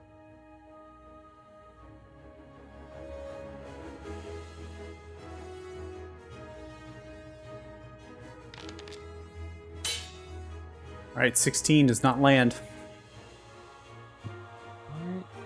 All right, guys, we need to have a little team huddle about these rules we're having right now. Booming Blade. Yep. 31 hits. There we go. 22 points of damage as it whirls itself back. Offhanded. Oh, no, I can't. I already used. Roar. Back. 10 more feet. Okay, it will try to bite at you because it has the reaction take place. No weapon range, 18, so I can just click that real fast. It's going to be a miss. And I'll make sure that switch back over to public so you can see this stuff there. Othala? Alright, I can try to move up 5, 10, can't see nothing, it's 20 feet, still can't see nothing. That's all my movement here. There you go. Alright, I could peek around the corner. Really much to do. What I'm gonna do is just cast slow on it. Actually, no, it's a wormling. I'm gonna cast a cantrip. I'm gonna cast Ray of Frost. Okay, Ray of Frost, 31 hits. You deal 14 points of cold damage, and you can see as it breaks apart, slashes back.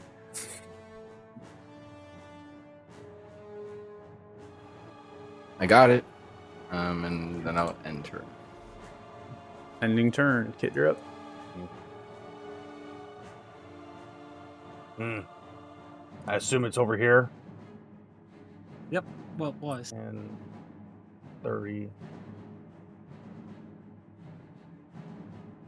It's dead.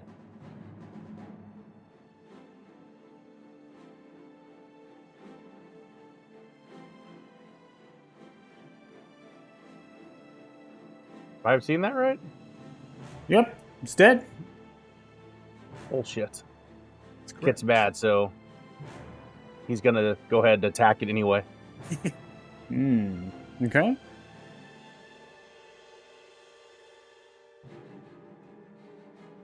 Because I'm mad. Why? Oh, well, let me target because it's dead, I think. Well, it's your target because it's dead? You should be able to target. I can target it. I mean, I can target it, but I can't roll anything. Yeah, it looks like I can't do that either, so I don't know what's going on. Can you just click your weapon? Probably not, because we're in combat. I have to have a target first. Yeah, and you can't target it because it's dead. Interesting. Well, I can target it. Okay.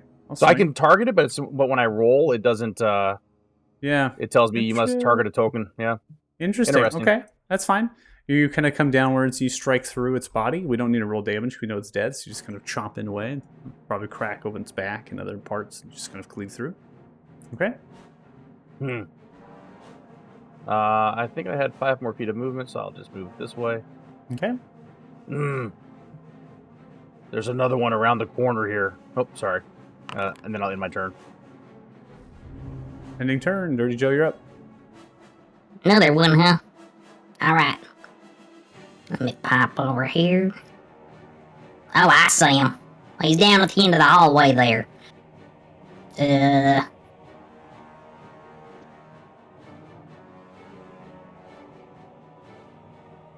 Nah, I won't bother him snaring. There's not really anywhere for him to go. Natural 20 comes through. That's going to be 32 total points of damage. Oh yeah, get some!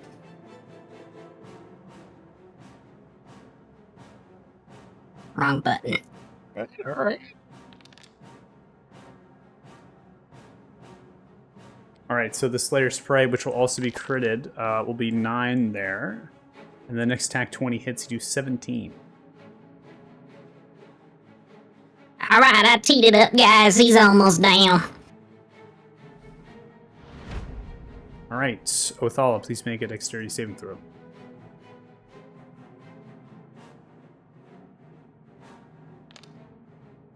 Uh, 12. That is going to be a failure. You're within 3 feet of me. 10. Yeah, you do have the aura protection here. Let's see, what's your charisma at? 3, so that's 15. Okay, that'll be a success then. And you have no resistance to fire. You're going to be baked with only 9 points of fire damage. The plume of fire that was growing was for Dirty Joe and not you. You just happened to be on the same space. This little flying wormling kind of glides, jumping itself, bounding, getting closer to you all, and as it does, it begins to gurgle its breath in anticipation and is going to unleash a fire breath here. As it does, it's going to turn its attention, kind of trying to get itself wrapped around, and fire is away.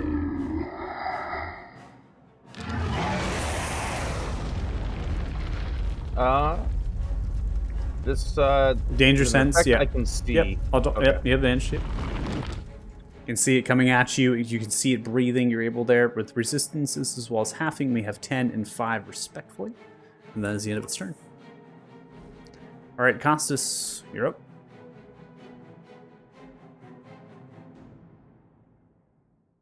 I should be able to do that. Yeah. Let's give this thing a good old smack. All right, good smack coming through. 25, that's going to land.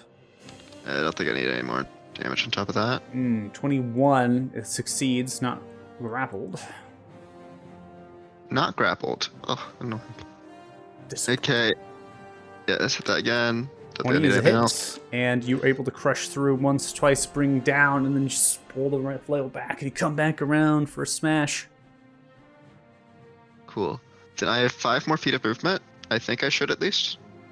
I believe so, yeah. Yeah.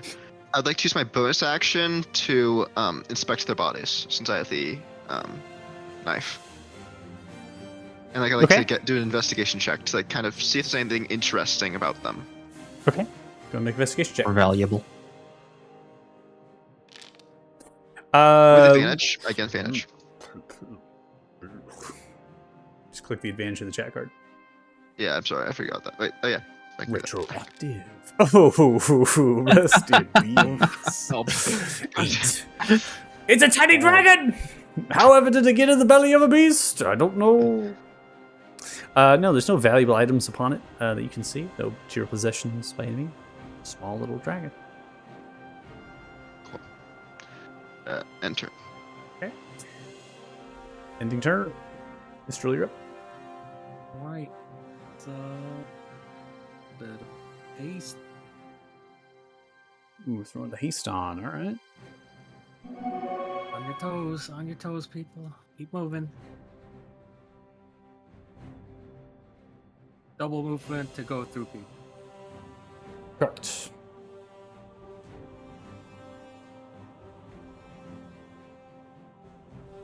Five. 50.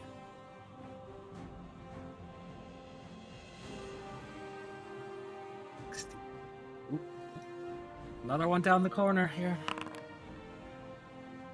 You forget, buddy. Okay. I just got to ask, did you just really roll a 1.10 for the Dragon's Initiative? Hold on. Is still your turn? Yep. Okay. So I'm going to move you back. I think that when I added someone from the turn order, it got a little bit wiped. So I'm going to go forward, and then I'll go back. Give me 1 second. All right, there you go. We had one each. Let's. Oop.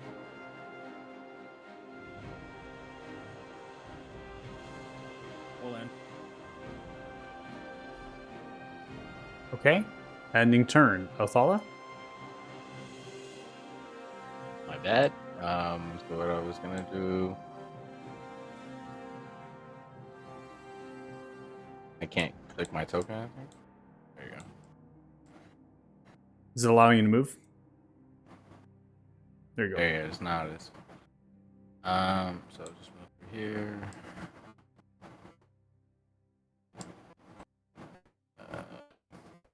Can't really see them, so I'll dash. They're 15. I'll get to this one right here. And bonus action, vamp out heavy. Yeah, enter. Okay. Vamp out heavy and turn. Sounds good.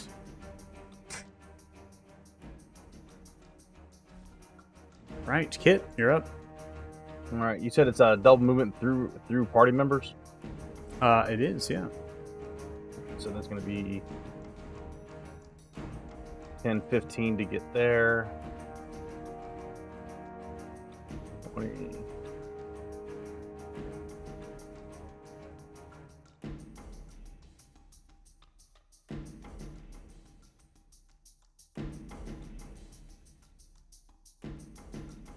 $40. I'm gonna go ahead and rage.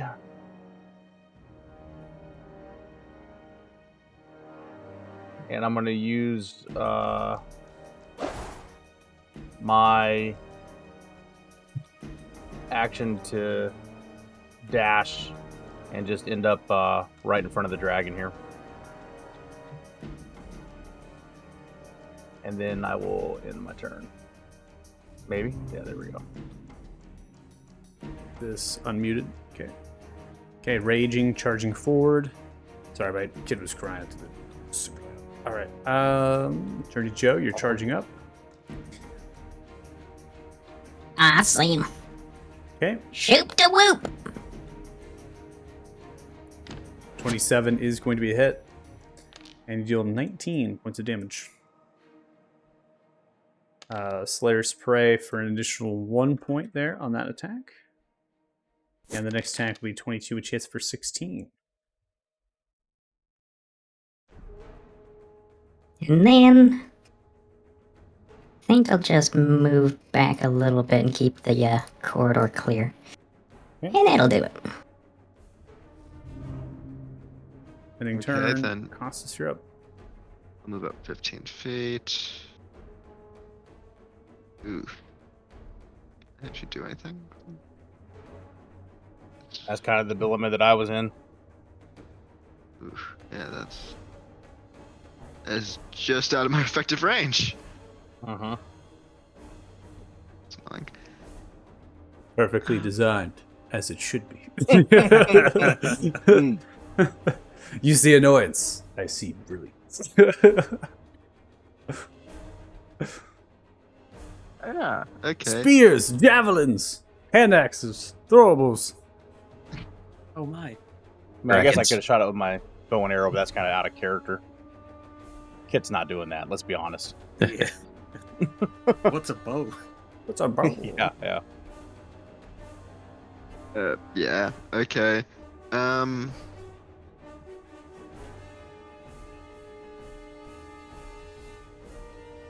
I am just going to go, like, up this way with Istriel then. Okay. Let's go, dragon, attack me! And turn. All right, ending turn. This dragon looks towards you, and it is going to breathe its breath to point blank range at you, Kit. Prompts you for dexterity, and then of course you have advantage from the danger sense. And that is going to be a success, halving 25 to 12 points of fire damage. So it breathes its fire. Ah, barely a scratch. Istriel. Right. Weird.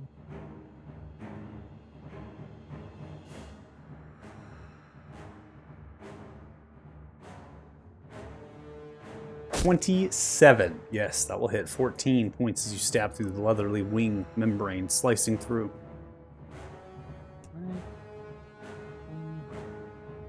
Booming blade on the next strike. That will be a 21, which is going to kill the creature as you take your strike, ripping through it, splintering and exploding. Crashes down with a large lump. Oh, hey, kid. Still your turn. Ah, another one around the corner.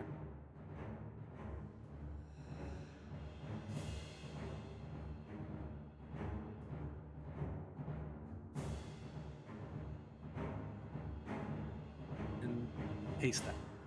Okay, coming for the haste action. 19 hits, deals 11. And sure, let's do that.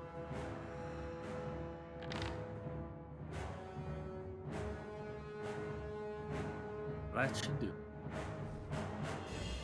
Okay, so you did 19 there, and then the 23, right? Yep. Okay, 23 deals 11 there. Okay, all right, Othal, you're up.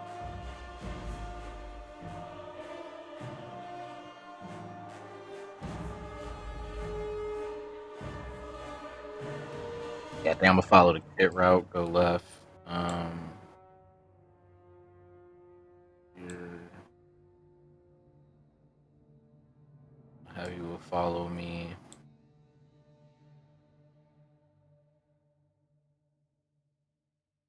Can't really see much either. I think I'm gonna take another dash action.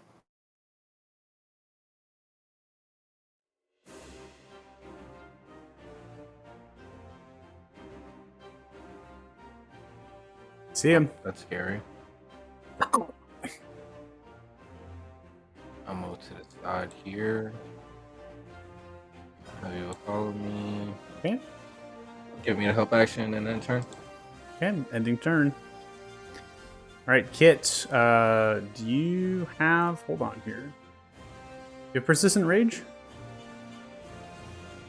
I don't think so, but he attacked me on the last turn. Yeah, I just want to make sure. So I can get your level correct here. Because you get it not this level. Oh, because you have 4... Oh, yeah, 4 levels of fighter. Yeah. Yeah, go ahead. Keep going. I just want to be clear. I just want to make sure. That was all. Yep, I'm Question gonna for move up. Oop. You're on the measure tool? I'm hitting spacebar. Spacebar! It works like a champ. Then I'm gonna move here. I finally get to attack a dragon! And I'm gonna attack the dragon. Okay. Finally get to swing, and you swing away. Okay, there might be something wrong because it's not letting me I'm targeted on him now. I see the bullseye on I him. see it. And it's not letting you click? And it's saying it must target a token All right, before rolling the attack. I think I'm going to have you do a complete refresh. Close your browser out even too. Would be helpful. Just close your browser out. Try to reload here. And see if we can get you. If not, we can do manual rolls. It's always, you could always just roll and we can add your modifiers and stuff too. So, but everyone else seems to be fine, right? No one is having any problems targeting and tanking? Okay. So it could just be something broke, maybe something on your end, and then it's kind of stalled out. Maybe reloading is going to help that kind of re-initialize. Yep.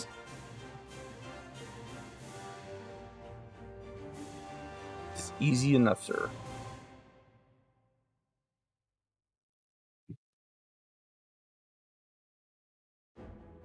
All right, I'm back in. I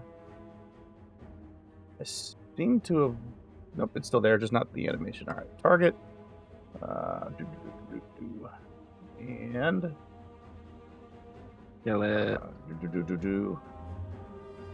Yep. That's going to be a 16 with the flank, and the 16 unfortunately will not land. So the first attack is a miss. Oh, I'm going to get even madder, and I think we said last time you were okay with using reckless attack on any of the attacks in the round? Yeah, Okay. of course. Yep. So I'm going to reckless this one. All right. And go again. All right, going again here. 20 is going to be the hit. 39 total points of holy my. That's a lot of damage. You come through, wow, swinging down into the nape of the neck, into the collar, slicing down. Once again, Kit's just going to do his King Kong after that and end his turn. Fucking King Kong in here. All right, Dirty Joe. Jeez, how many of these things are there in here?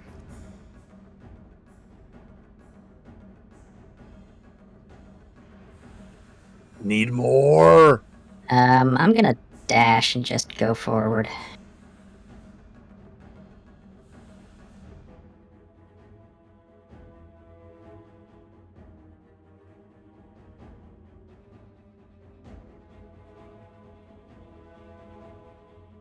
Yeah, I guess that'll do. I ran forward and I saw one.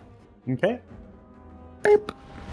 All right, we now come to the dragon's turn. Grouped up as you are, it is going to billow from its breath. It begins to fill its jowls with fire inferno that begins to grow wild into a breath here. And it's not going, I believe here, is not going to be able to encapsulate all of the targets in terms of space. So this as his best center point from the token as possible, and also eclipsing with the wall segment. So Dirty Joe, it shouldn't target you there. It's really just going to be Kit, Osthala, and Heavy, and then Istral, you're kind of tucked behind the corner there. So almost imagine that the dragon is like breathing and then goes, and then you're coming Big fire stream right in front of You're like coming into the intestines, right? It's kind of wrapping around you a little bit as you try to get out of the way. Yeah. Lighting a cigarette off of it. Thal, I have you at a 10, which is a failure. You'll take 28 points of fire damage, kit halving for 14, and then Heavy, unfortunately, is going to be hit by the fire damage as they are struck. You see as Heavy, boss, no! Just gets enveloped, disappears. As the end of the Wormling's turn, Costas lagging behind here with the hefty armor on. Squish it through. Okay, I guess I'm going to dash and take another 30 feet. Really? Yeah, that's as far as I can go. I'm also gonna yell out to the group. These are just gonna keep coming, so we should probably get something resembling a formation. Then end turn. Ending turn. Formation. We can only Yes, fit they're all one at a Europe. time. This is the formation. I said something resembling a formation. 28, dealing 10, striking right into the chest. Rolls itself back. The overkill. Booming blade. You then come back through with the other side, stabbing the other side of the chest, and it explodes. That is the end of combat. Oh, guess not. Remember, don't stay on the same spot too long. Yeah. Since it's a different corpse, can I make a different investigation check? You can make a different investigation check. Othal Istrel, it seems you found a pristine chest. Looks good. I check it for After traps. Israel makes the kill, I'll give her a nice, hearty, hefty, hard pat on the back. Yep, thanks. All right, Good so we kill. have investigation natural 20 here. This does appear to be a real dragon wormling, a red dragon at that. Glands are fully intact. Could be useful for creature materials if you wish to harvest it. However, how did it get in here is the real puzzle. The only way that a creature would be able to survive such an environment as this is if they were engorged upon and they were birthed, perhaps. They've just been in here chewing away at what remnants would be feasting this gargantuan creature. Scavenging inside of the creature's intestines is this wormling. So Dragonling parasites is what we ran into. That is exactly that. It seems. Guess so. Othala, you with a Perfect. 29 are beginning to investigate this chest. What are you exactly looking for here? Any traps, sigils, anything looks concerning. Okay. You're looking for traps. It's neatly made. Metalwork is slightly brazed over from the fire, perhaps from the pores, and the wood itself seems to be resisting that, which is quite strange. Do not believe to see any sort of strings or any sort of tripwire or magical glyphs. I would like to quickly gather the wormling. Heck, got them all. Because you can do them in like Othala. a minute, right? Yeah. Like I gather super fast because of my knife, so I'd like to go through and gather the wormlings if that's possible. Othala, do you want me to open this? Hold up. Did you say it shaped looked weird, or that the wood was resisting and that looked weird? The wood has resisted the fire, and that is strange. Surely the fire in these bowels of intestines and the way that it's firing up would indeed have some effect on that wood. And yet, it hasn't. Fire resistant wood. Maybe Israel, it doesn't look trapped. Maybe you can use your mage hand to open it from a distance. Yeah. Stand back, Right Kate, up. please.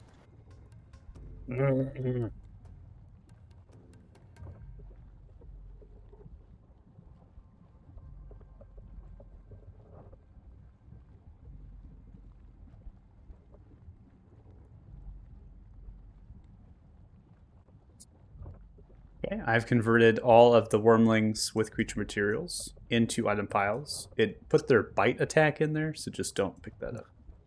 I could take the bite attack though. Like Usually, I already have that. it's supposed to, because they changed a lot of syntax, it's supposed to avoid any natural weapons as items, but because they changed it, obviously it's picking it up. So, all right. And Love a bite then, attack. I know, right? And then you are... Let's see. So you're... Okay. Let me get an idea here. You want a mage hand... If it's openable with a mage. Gotcha. Okay. So you want to conjure a mage hand and then interact with it? Yeah. Okay.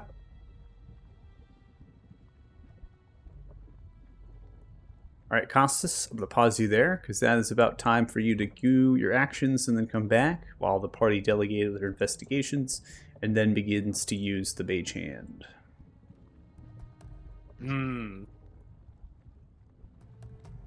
Everyone roll initiatives. As you reach the mage hand in the direction of it to open the latch, you see as it comes forward and all of a sudden the chest opens with snarling teeth and a licking tongue as it appears to be a mimic fake false chest, and it begins to gurgle and burgle. I don't need you to roll your d8s unless you wish to roll them. That's your choice. Oh, yeah, I want to roll mine because I want to try to get to the top here. Okay. Is that cruel? I feel like mimics are kind of cruel. This is the second game, by the way, that Michael's got me with a mimic. Well, this party was far more cautious, and so, yeah, you didn't get implicated on this one, huh? All right, Dirty My Joe. thief was thiefing. Well, I heard something not good over there. What we got here? Oh, that's ugly. Come here, you son of a bitch. 21. And that is going to hit and deal 18 points of damage plus the 1, so it's a total of 19 there. And you have the longbow of Keen here. It's puncturing into the chest, firing into the mouth of this mimic. It's landing in, and it grabs, snapping its lid back and forth. All right, somebody else finish him off. Okay, Kit, your turn. I'm going to run up. I'm not going to rage, but I am going to reckless. Yeah, recklessly swinging. Oh, yeah. Oh, Let's jeez. Natural 20. How do you want to do it? What? Just right in the middle of the chest and just splinter everywhere. All right, you crash through it, splintering everywhere. 62 total points, and that is for sure a dead mimic, if I've ever seen one. And then I'll King Kong. Is in shambles of its former self as you splinter it apart. Wow, nice hit. You too, DJ. Well, looks like we gotta go back. Is this Now- just part of the map, or is It is bag? now been converted to an item pile. Remember, the bite and the pseudopod are not part of it. In the contents, as you split it apart, are 10,000 gold pieces as they falter out of the inside of the chest. Upon splintering through, Kit, your eyes go wide. You were wondering where the real treasure was at. And you can see that inside of this mimic there lies a hefty sum of coin to be had. Israel, the best way I can say this is that there is this area up here is the wall as it stands. I did not want to occlude your vision too much through the maze, and so when I put up the walls of this map, I wanted to allow you guys to kind of get around the corners and stuff, and also have a little bit more sightline so you didn't feel like you're like canonically trapped. But yes, the wall here is presenting as the intestine villi, and then up here you are able to observe that there is a rusted, kind of melted dagger that seems quite common, and then a backpack that has been digested, and the leathers and straps and other things that would be more permanent, resisting degradation, are still there. I'm gonna do an investigation check on that backpack. Go ahead. Oh, Of man. course. Costas did not waste any time getting over there when he said it's not Tough. degraded at all.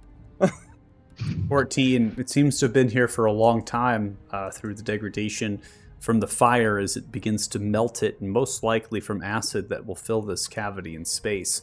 You find yourself almost frightened by the fact that you could be trapped here, as was whoever wielded this backpack and this dagger. I would like to look in the backpack. You open the contents of the backpack and you find goo, acid bile that has been kind of kept away from being reset into the villi of the intestines. Yuck. Gastric peptide juices. You're welcome for those science terms. Othala, take this gold for the party or something. I have no use for this. No. I did send you a trade Gold? request.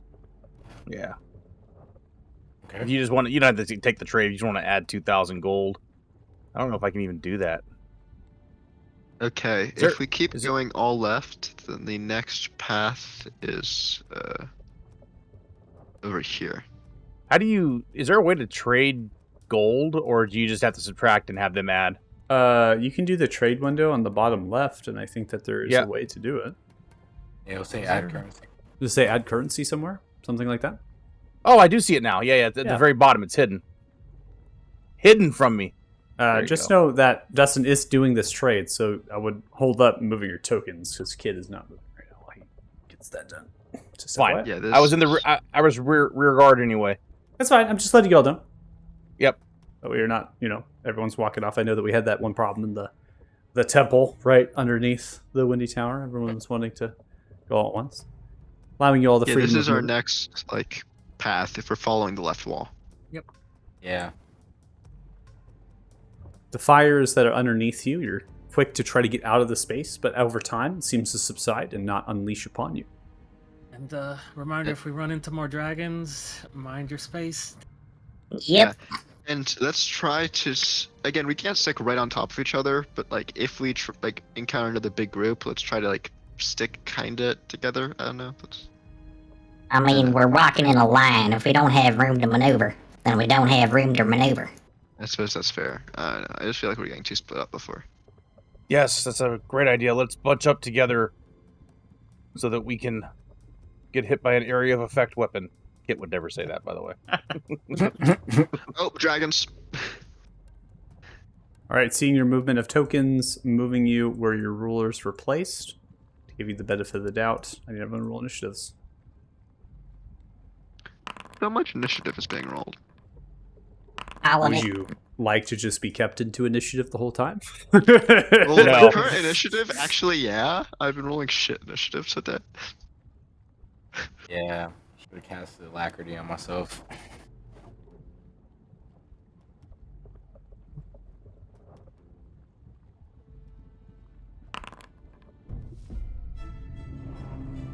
All right, Dirty Joe, you are up. Ooh, something to shoot, something to shoot.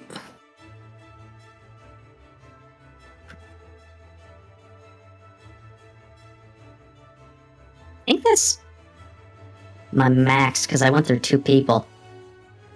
You're small. Oh, that's right. I am small. The benefits. Dirty You know, Joe's yeah, secretly loving the fact that he changed. He's like, this is great. Yep. Yep. You can outride into battle on our shoulders.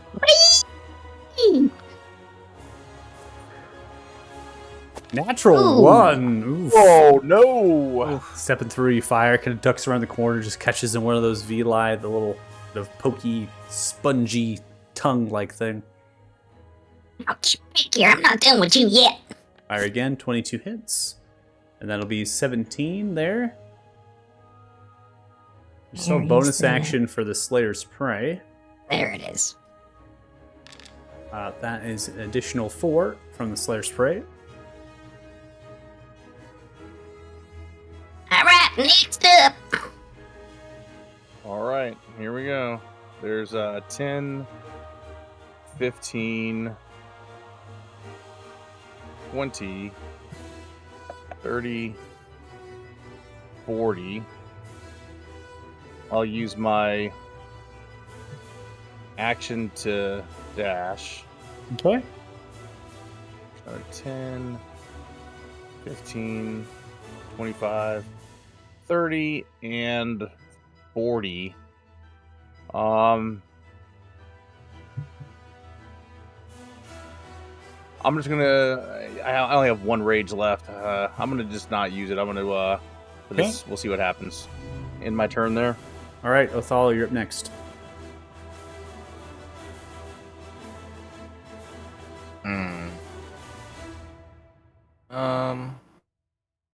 Just gonna Misty Step. Ooh, Misty Step. All right. Remember, when you cast it, it will try to give you that ring, and then all you need to do is left-click where you want to go after you click and cast it. Nice. My feet. 20. Let's not stack up, guys. Oh, shit. That's fucking great. Yep. And from here, I'm just like, oh, all right, and then cast another Ray of Frost. All right, Ray of Frost coming through. That'll be 18, and that is going to connect. It deals 11 points of cold damage. It snarls itself. So I think we need to move in, but I can't go nowhere. I'm just gonna move back. I think that's right. Yep. Okay. End of turn. All right, ending turn. We now come to the dragon. The dragon is going to do, oh, you guessed it, another fire breath. It billows itself in its flame and is going to look at the only target I can get here, I think, without... Actually, I can hit 2 targets. I think I can hit you, wrapping its head around the corner. Yep, can. Snapping in that corner. It is able to breathe its fire both at Dirty Joe and Kit. Let's go! Come on! Fuck. Both of you succeeding, and with resistance, Dirty Joe, 4 and 8 respectively. A meager breath, if I've ever dare see one. Cassus, go. That's 10. Now this says it's 15 feet by moving through 2 people. Is that something I can do actually, or like? So you go 5, 10, and then you have 20, and then you have 30. So if you end up here, you'll be at 30 feet. Cool. Then I can target it. Yes. Get hit? No. Ooh, 12. Nope. Not gonna be working for Let's you. take that off. Yeah. Let's take off the GWM. All right. Yeah. Let's go for that again. Yeah. Swinging away Finally. here, 28. And Let's that do is going to connect with a Divine Smite 29 as you swing through, catching into its wing top end of its back, ripping through its kind of moans. And yeah, that's about all I need to do. Enter. All right, Istril. Just hard history. Welcome to the Congo line. Hey, Hey. you know what? I think I'm just going to chill here. Istril realizing Boys. that less is more. Dirty Joe. Let's see if I can snap him from underneath the legs. Spread 'em wide, folks.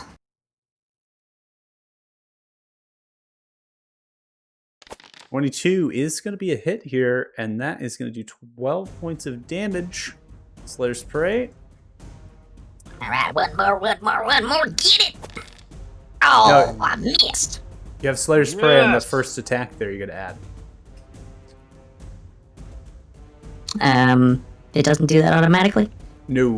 You get to choose. You only get to do once per turn, so you get to choose which attack you're going to apply it. So you hit first, so you can apply it then. You just have to roll the damage in the feature. Huh. All right, that is going to do an additional 3. So in your first attack, you are going to be successful, and that is a dead wormling. Ooh, got him. I mean, great job, DJ. Hey, man, everybody's got a turn. There's enough of these things around. As soon as the wormling falls, the pores of the ceiling begin to burble, and underneath you steam and heat begin to grow, suggesting that the same effect that was applied previously might be applied again. All right, keep it moving, fellers. Okay, we're still in initiative here.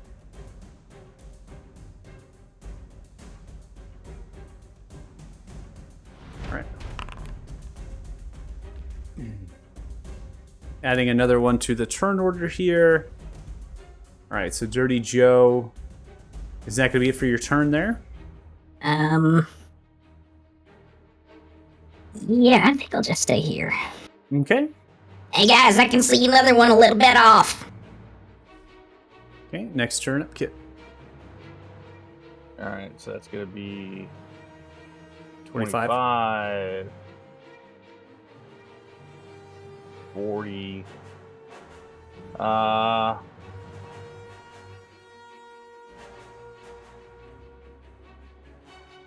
gonna hold my action for an attack if the Dragonling that Dirty Joe just called out comes into my range, my melee range. Okay. All right. Sounds like a plan. Then I'm gonna end my turn.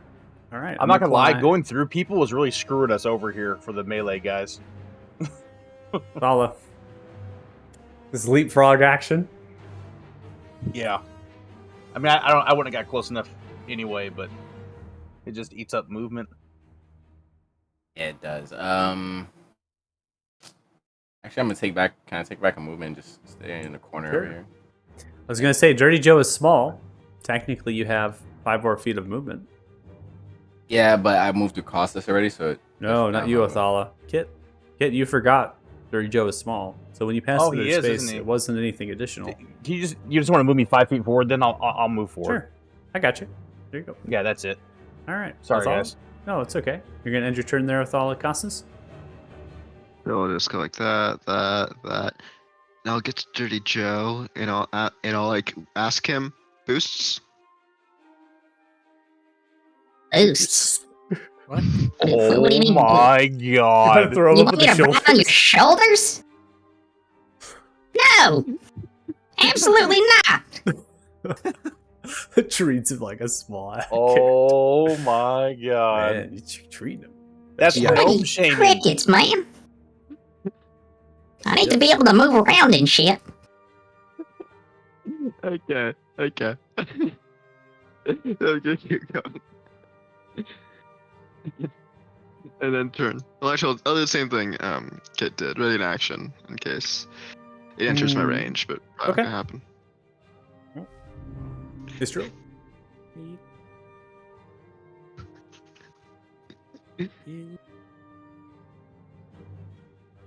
Oh, here. And then, can I look at the ground and see which spots look to be safe? So it seems as though when you end your turn, right, if you are in the same spot that you were before, that will cause potentially a flare to kind of create. However, it's too difficult to tell. It's pretty much just steam billowing at this point from all around you in a rumble underneath. Now, this space, if you recall, was the space of originally Kit. Yeah, I know this space definitely So, not, but There I is didn't no have vision of around the corners. there's no spaces downfield, considering all of you were behind you right now, Astral. Your whole party has moved up at this point, so you know no one in front of you has triggered anything or dangerous Okay. spaces in front of you. We'll just action dash and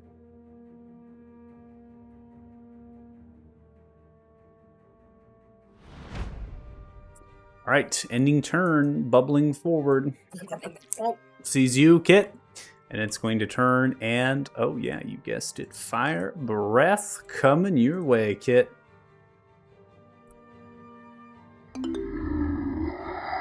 And it stayed far enough away where my held axe is not going to trigger, huh?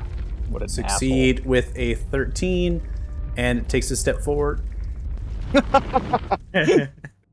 DM's helping me out here. Well, you pretty much just called me an asshole, Dustin. So No, you know I what? did not. I called the wormling. All right, so that'll trigger that. Another natural 20. This guy is giving so much shade and shit right now. You fucking see it? I can't even, man. Oh, 58. God. I'm just crushing the fucking grits. Give it to me. I mean, I it's what he's can't. made for. I can't. All right, you do 58. Crush it through as a reaction. Ending turn. All right, Dirty Joe. Man, I can't see.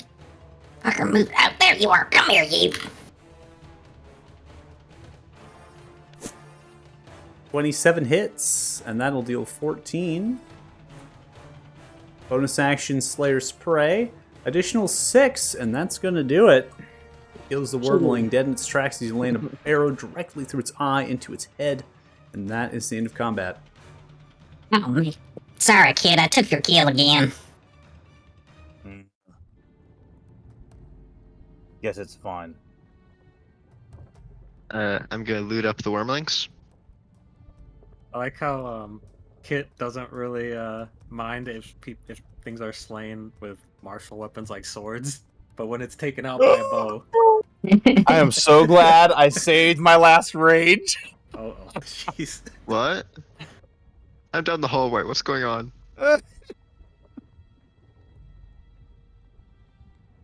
So, Kit, as you look around the corner, stumbling forward, you are able to see rib like of kind of similar to there's a term for it. Best way to say it would be kind of a closing of an organ, right? So like you can see it almost behind, right? It's kind of shrinking and closing, and then it kind of opens and pulsates. It's a sphincter, right? And so, but there in that spot lies a large adult red dragon. And it's currently laid down, nestled with the heat underneath it that's rolling and massaging its belly. But behind that, you can see, Kit, it's a large pile of treasure. Gold, gems, jewels, platinum. Hoarded. Right where that sphincter closes. Piled high.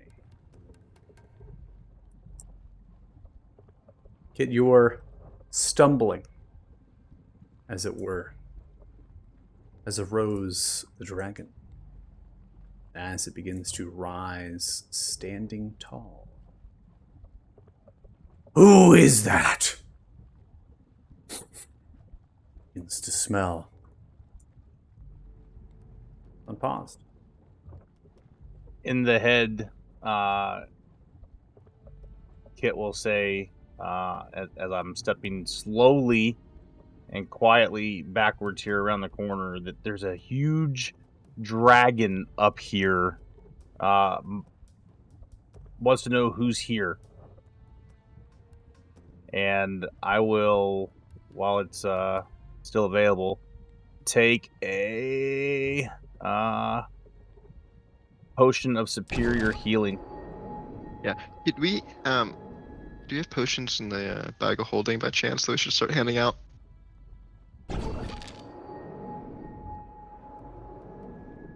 That still didn't get me to full. Everybody can take a potion. Let's see. Something for me to eat. Come. Let me delight. Guys, Okay, well, guys, are we attacking? we gotta get out of here somehow. I don't think Do there's you any mind way. if I take the grater? I'm taking the grater. Is there enough space to move around up there? I don't know. I'll tell you in a second. And You gonna go forward? I'm gonna not. I'm gonna run around the corner right up to him. Okay, I need everyone roll initiatives. Before he would have done that, I would have chugged the grater as an action. Okay, go ahead. Oh, I thought you already did it. I thought you said you're taking a grater. You meant from the bag. Yeah. I said I'm Yeah. doing it. I was just like dealing with all the inventory. I'm sorry. Stuff. I would have waited for you to drink it, man. I'm sorry. Yeah. Okay. I didn't realize you meant you were taking it from the bag. Yeah. So just It's all good. I'd roll. so since I'll just roll the item at my inventory to get rid of it. Okay, it's not letting me. Just target oh, yourself and click it. That one sucks. But since I'm doing it as an action for full health, that's just 48 plus 4. So 8, 16, 24, 32, 36. Total healing.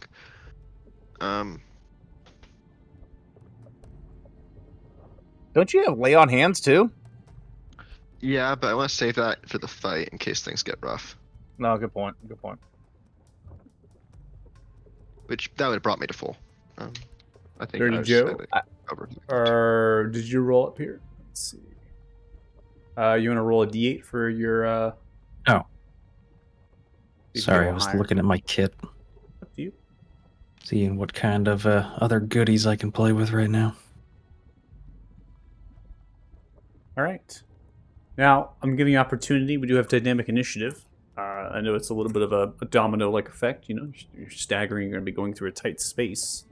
You know that, Kit. For the intents and purposes, I've made the walling a little bit kind of see-through, so you're not feeling like you're, in a choke, so to speak. But that is, as it's presented, you have to go through that space. It is a run-up, if there ever was one.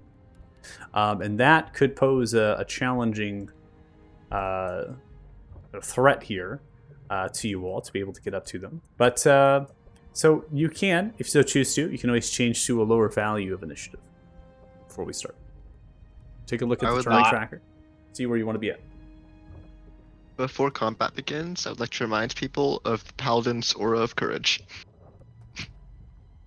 I'm gonna stay. I mean, I'd like to stay at the top to get in melee with them quickly, and hopefully take the strikes away from you guys. Kind of my purpose. Okay. Everyone where they want to be? Okay.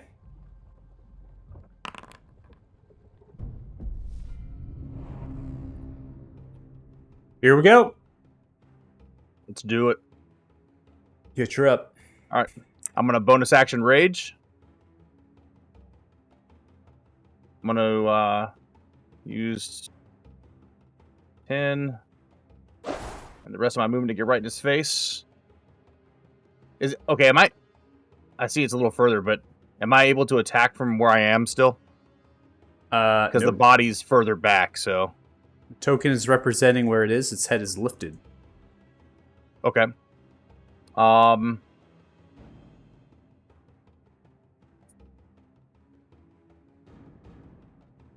Yeah, that was all my movement. All right. Well, I will just use my action to taunt the drag. I can't taunt. I don't think. I'm gonna try to intimidate the dragon.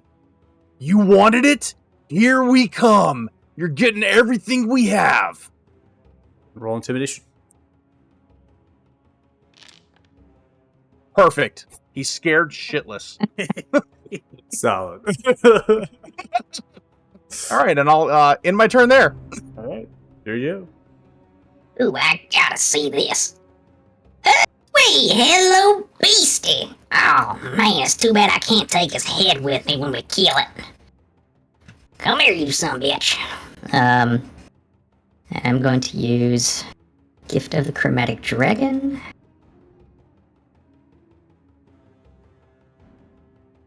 What the heck? It's giving me Bite, Claw, Tail, and Tail attack. I For my have weapon not. choice. I have not used that since we've updated. So you said it's giving you what? It's giving me the dragon's attacks. Oh, because you have them targeted. Yeah. Should I untarget them and try Yeah. that again? Target yourself. Target yourself. Ah, that makes more sense. And then I'll give you another charge here, so don't click it yet. There you go. Go and target yourself, and then go ahead and do it. Oh, that's better.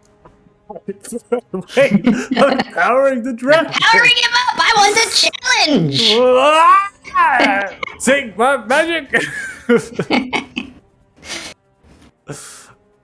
Okay. Now I can shoot you. 20 is a hit. Woo! It'll be 23 points of damage. Hells yeah. Next attack is a 16. That will not land. Lances Okay, off the and I'm hefty just red gonna- dragon scales. Pop over here in the corner. Alright, next up, let's go, go, go! Okay, at the end of your turn, before we come to the dragon will take a legendary, swinging its tail attack in the direction of Kit. 26 will be a hit there, halving 14 to 7. We now come to the dragon's turn. The dragon is going to perform a multi-attack. It will use its frightful presence and then make 3 attacks, bite and 2 claws. First up is the frightful presence. Now, the frightful presence here is that every creature that is within 120 feet of the dragon and aware of the dragon must succeed upon a DC 19 Wisdom saving throw. That is pretty standard here. Now, as far as your helms, I don't know who's got a helm on, who's got those dragon armors. If you do have a helm, if you do got dragon armor, this is going to help you against the DC. And as far as everyone, they're pretty aware of where the dragon is. In a sense of they know that it's up ahead and around, and that is an auditory. So rules is written, it's generally dictated as auditory. So if you can hear it roar and you can understand that you're aware of it, frightful presence will in fact affect you. Now I'm going to go ahead and apply the aura of protection and courage, which is going to eliminate those from having to roll at all because you are immune to being frightened. When you have the Aura of Courage. So I'm not going to actually target Costas, Istriel, and Othala in that, but I am going to target Dirijo and Kit with the Frightful Presence. And again, if you can get advantage, you can get advantage if you have the Helm or the Dragon Scale, but this is not applicable for Danger Sense. But with Raging, I'm resistant to Charmed and Frightened, right? Only if you're a Frenzy Barbarian, right? I thought it was any rage. Maybe I'm wrong. I think you have to be. I think it's called Mindless Rage or something. It's a feature of a Frenzy Barb where they're immune to being like dominated and charmed. 20. Why are we even having an argument over here, Dustin? You succeeded anyways, my man. What are we talking about here? Just a discussion, not an argument. A discussion. Gentle, beautiful. Bite attack down upon you. Natural 20. Oh, God. Onto Kit. Nat 20, baby. You did it to my wormlings. I'm doing it back at you.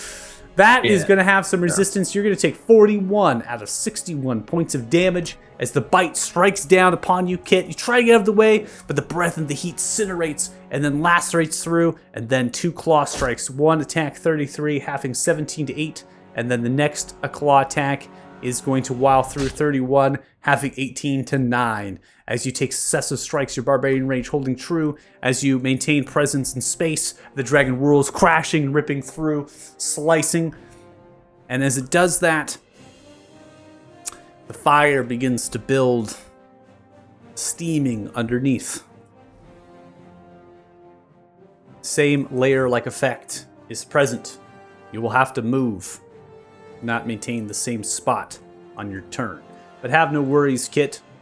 As far as the layer itself, the sphincter is opening. You are able then to move. You should not be blocked by walls as you ascend, but be careful. You cannot ascend too much or you'll begin to slip and fall down. Okay? Costas, you're up next. Okay. I was wondering, I have a dragon helmet attuned. Since it's attuned to me, if I were to put that on someone else's head, would they get the advantage against fear? Well, first off, the helm has to be attuned, and that requires an hour, pretty much. We are in the middle of combat, so it's not possible. Yeah, I was wondering because it has multiple effects. I was wondering if one of those was the advantage against fear is kind of just instinctually. It's all part of the attunement. Yeah. And again, frightful presence. Frightful presence. If you succeed on it, it cannot impact you again.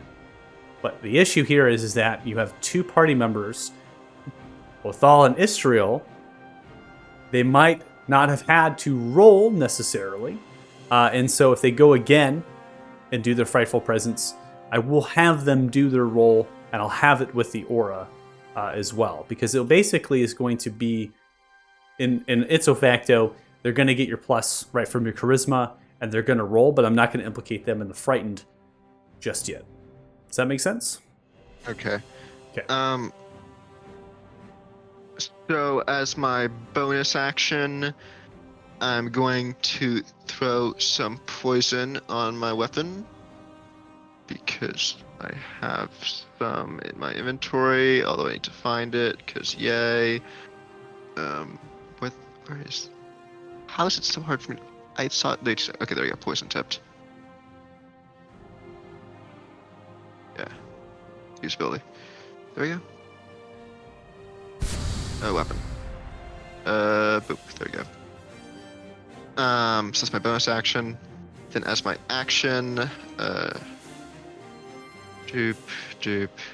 I can also see Othala. Let's get Israel too while we're at it. So that's 1, 2, 3, 4, 5.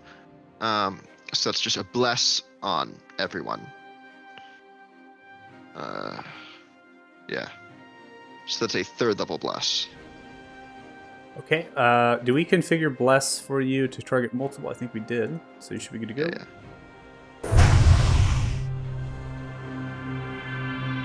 By thy holy light. Blessed be my child. And then enter. Okay, at the end of your turn, another legendary is taken, another tail strike. There's not enough room by any means to be able to take flight, so you can expect these legendaries to be primary tails. And that is another natural 20 Oh my god. coming through. Having 28 to 14, Kit. You maintain yourself. Yeah, those nat 20s hurt a little bit. They're adding up. Just a bit. Thala, come to you. Okay. Up.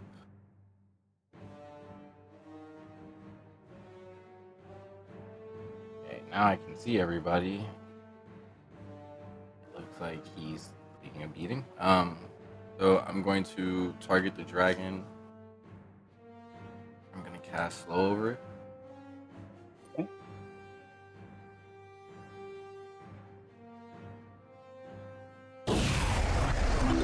I don't mean to target kid or cost it. Alright.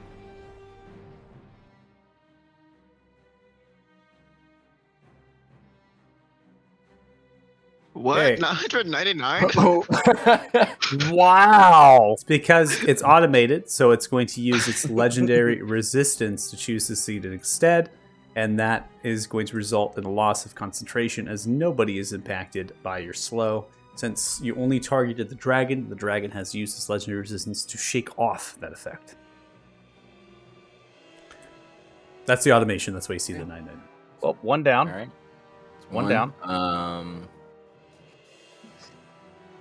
much I can do, but I'll take a potion of healing just to back up a little bit. Bonus action.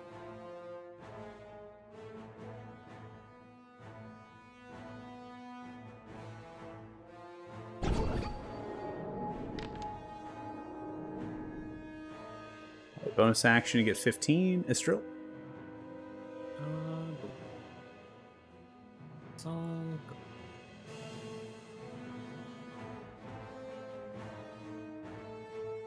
30.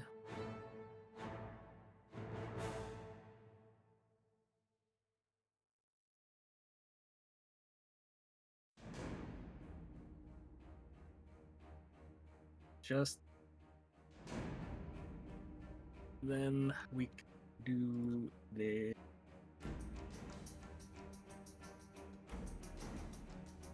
do a steel wind strike. Okay. Steel Wind Strike coming through. 26 is going to hit. You'll do 15 points of force damage.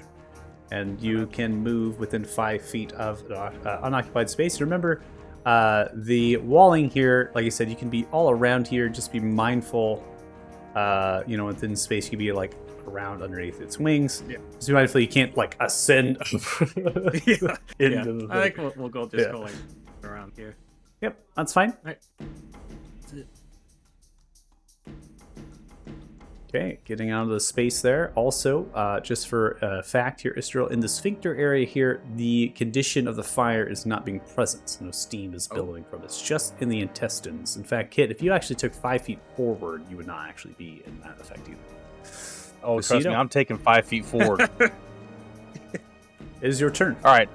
So my bonus action, I'm going to take a potion of supreme healing. All right. Cracking it Those open. nat 20s Chugging hurt it a little bit. down. Supreme coming through. Big heal, That was 66. Massive roll. that was good enough. Good enough. I'm gonna move.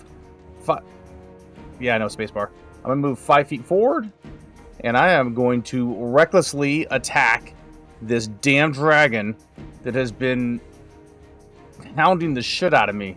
All right, let's see if we can get some crits. As you critted so many times. 27, no crit. Hits, deals 38 crit. total points of damage. You swing through Okay. its talon.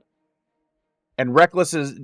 As I know, is it once a turn or is it every attack? I just want to make sure I'm clear It's on every attack that you make. The effect is All already right. on you, and they will have advantage against you. So until you start your next turn. that. Oh, it is. Okay. All right. So, and then my second attack is going to be same thing on the dragon here. Okay. 20 will also hit, and you deal 31. And just gonna keep bringing it, you beast.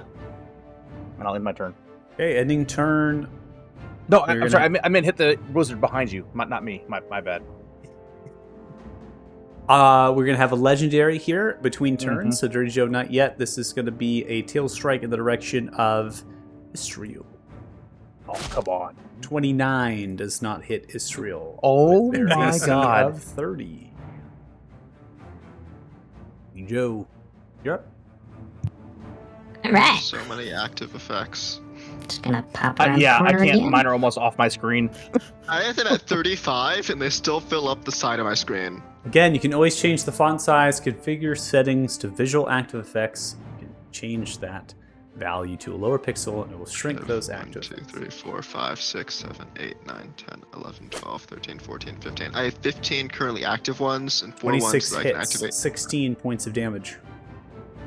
Slayer's Just keep Spray. shooting. That is an additional 5. Just keep shooting. Just keep shooting.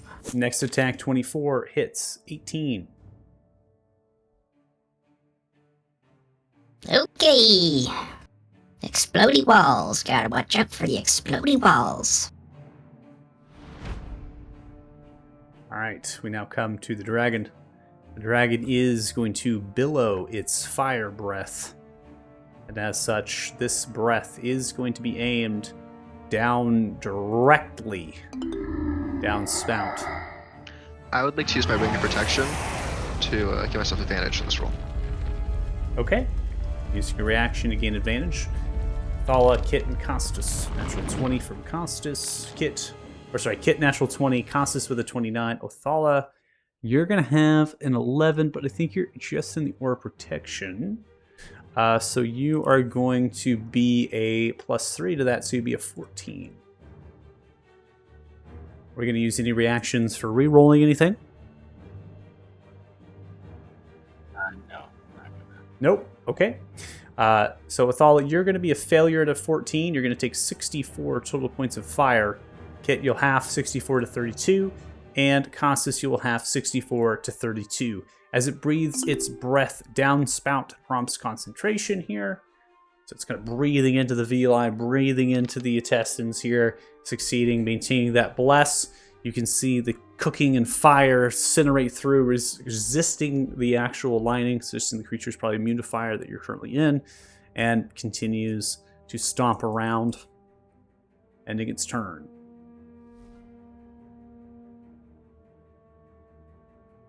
Right, Costas. So let's see. If I move here, then I can move here, right? Yeah. Actually, let's move. This is the same amount of movement. It's just that I'm moving to the side. I'm gonna move here, somewhere on top of it. Okay. So flank. Then, in advance. Sorry, I have a lot of abilities I'm gonna be activating right now. So it's my Squire of the Dawn ability. I'm gonna be activating that. I take all this stuff, but Then Knight of Dawn. I only need to activate that once I hit, right? All right, That's so you're doing the Squire of the Dawn. So once per turn, when you make a weapon attack roll against a creature, you cause the attack roll to have advantage. And if the attack hits, you roll a d8 and add the number rolled as a bonus to the attack's damage roll. Okay, so and then you're asking me the Knight of the Dawn. Yeah, I think that's only on hit. I'm Yeah, pretty you have sure. to hit. You have to hit the creature in order to trigger that one. So Okay, that's a crit. Yay! Oh, not crit. That's a hit. First level smite. That plus 8. So that'll be 48 points of damage. Plus, I'd like to proc the Knight of Dawn ability. Okay, you should just be able to click it. Creature succeeds with a 23. Dang it. Now I'm going to attack again. I hit again. 29 Cool. hits. Second level smite. 38 points of damage. Then I will apply to myself as a bonus action the Eldritch Claw Tattoo.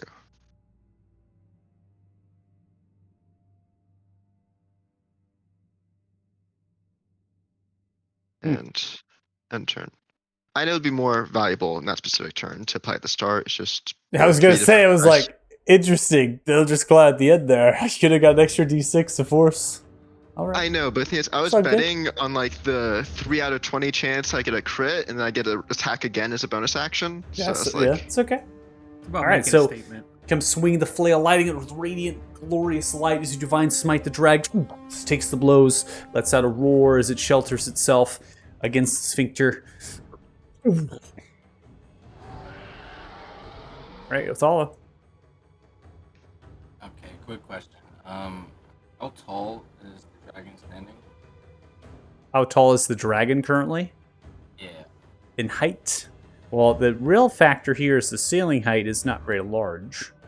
Its height currently is like encompassing most of the sphincter, which has grown to about a 45, 50 foot ceiling height. So if you think about it, when it stands up, is that 40-ish feet, right?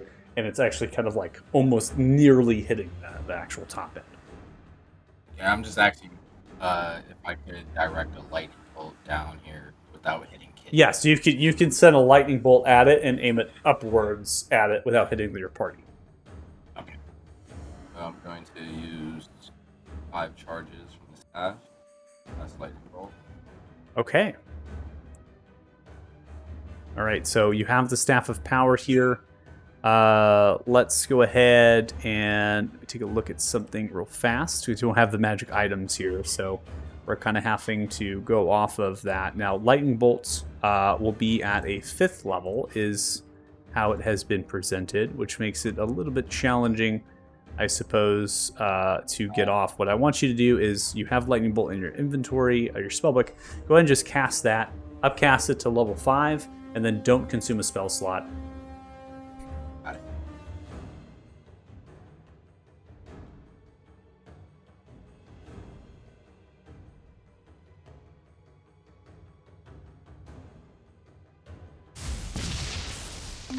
All right, and then I'm going to roll these saving throws here just to get them out of the way. It is going to spend its legendary to be legendary resistance to try to succeed since it failed. 32 points of lightning damage is what is going to be dealt, so halving that to 16 and send shockwaves rippling through.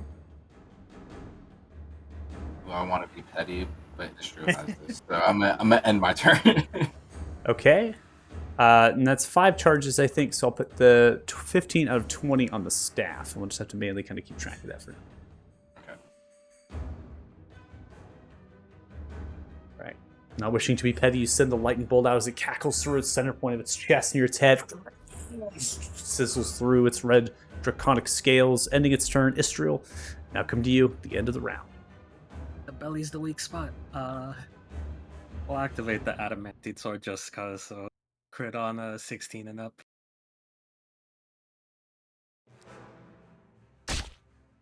All right. 23 is going to be a hit. How do you want to do it? Let's go. I think just seeing it like breathe in and inhale is just gonna like slide under and do the good old stab up through the gut. Stab up through the gut, slicing through as you slide down the sphincter. You cut into the bone, and through the scales of the soft underbelly, pulling outwards is several like squid-like creatures. This is just kind of funneling these almost monstrosities that this dragon has been feeding on. It takes the damage, and it just slumps down to the ground. It's like slowly slides down the sphincter in the direction of the intestines, and that is the end of combat. Kit's gonna walk up to where he thinks its ears are. I told you were a bitch. Okay, I'm gonna start gathering some scales, man. This thing's valuable. This thing's practically made of money. Why am I? Wait, that was a good fight. Oh man, All right, give me 1 second I feel here. better.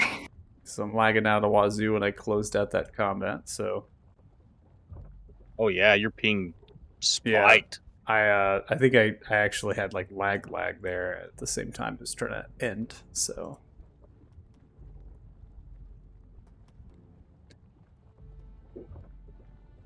While we're waiting for that, I'm gonna step away for 1 second. I'll be right back. Yep. I have my headset on though, so I can hear everything.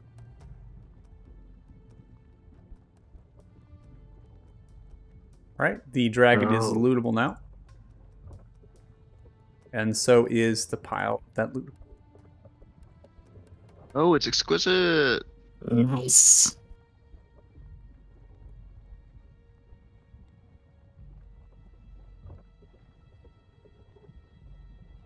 Oh, nice! It automatically. Yeah. Divides it. Yep. Item piles, man. You love it. Gotta love I it. think, I think we should keep all the gold that we have just collected, and then I'll put what that kid gave me into party fund. One Yep. platinum is 10 gold, right? There's 100 Correct. gold. It's 10 gold. Oh, we got almost 2,000 platinum. Hey, all right. Well, I tell you guys, I was feeling a little down in the dumps after that fiend incident, but nothing like killing a dragon to bring your spirits back. Yeah. Almost We're makes still up for the inside. whole. Who knows what? Let's figure out what's going on here. As I you don't loot- see any portal. So you loot the gold, pocketing the treasure, as much as you possibly can take. You see as that sphincter closes in at that junction, slowly begins to open. Just north off this map slightly, and a greenish portal opens up. What do you Oh, know? Father, there's more for the party. I'm putting it in the bag of holding you give me. Do we want to keep looking around, or do we just want to leave? No, it smells terrible in here. We got to kill a dragon and we got rich. Let's go. Yep. Cool.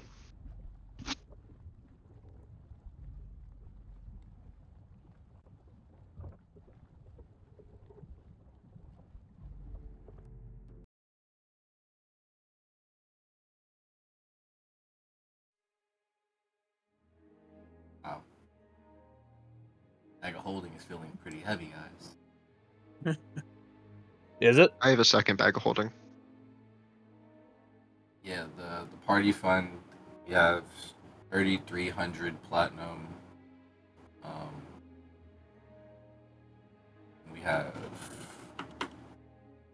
16,000 gold. We could probably buy a mansion.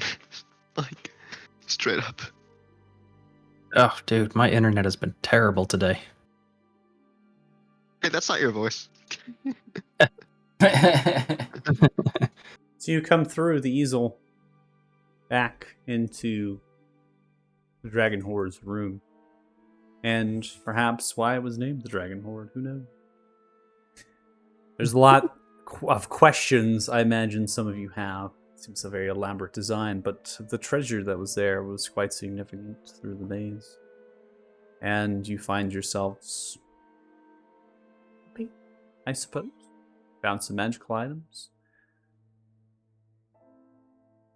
Most precious of those magical items, I imagine. Did we have anything else? We had other stuff to do here. Like we were gonna go talk to Jeffrey and stuff. Or like, are we gonna still do that? Yeah, or we like... we're gonna spend most likely spend a few days here. Mm. Kid's tired. Yeah. Needs Gotta rest. Yeah, we need to take a nap. Let's just camp out. That, Like a really long nap. Well, We can camp out here. It's not like anything's coming. through here. actually, have a better place that we can go to. what's that? She's gonna pull out her sword, and basically, she's gonna take another hand, light it up, and slash through the air, and there'll be a portal that opens up. Wait, you could do this the entire time? I've only learned it a bit recently.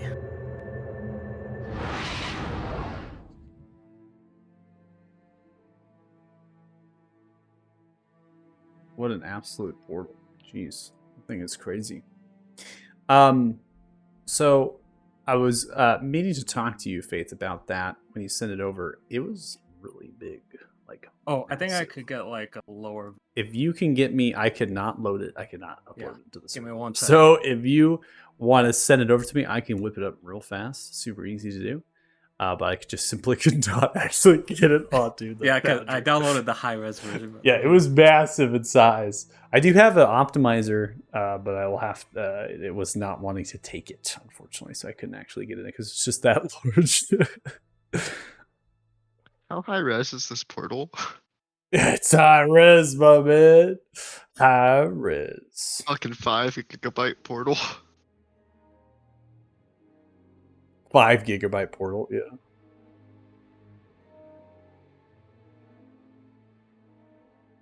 This one smaller.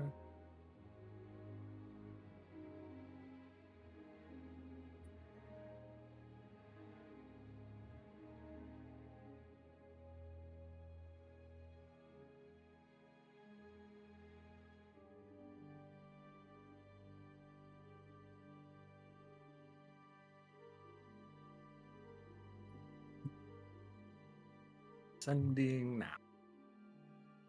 How much smaller are we? Much smaller. Okay.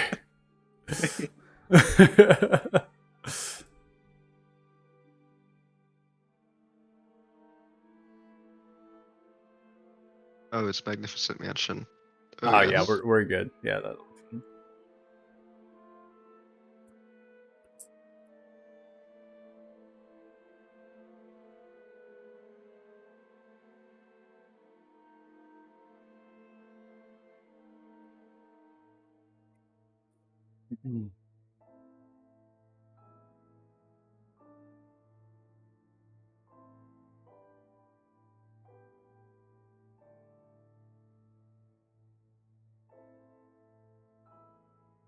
Let's go ahead and put it into here. Makes sense.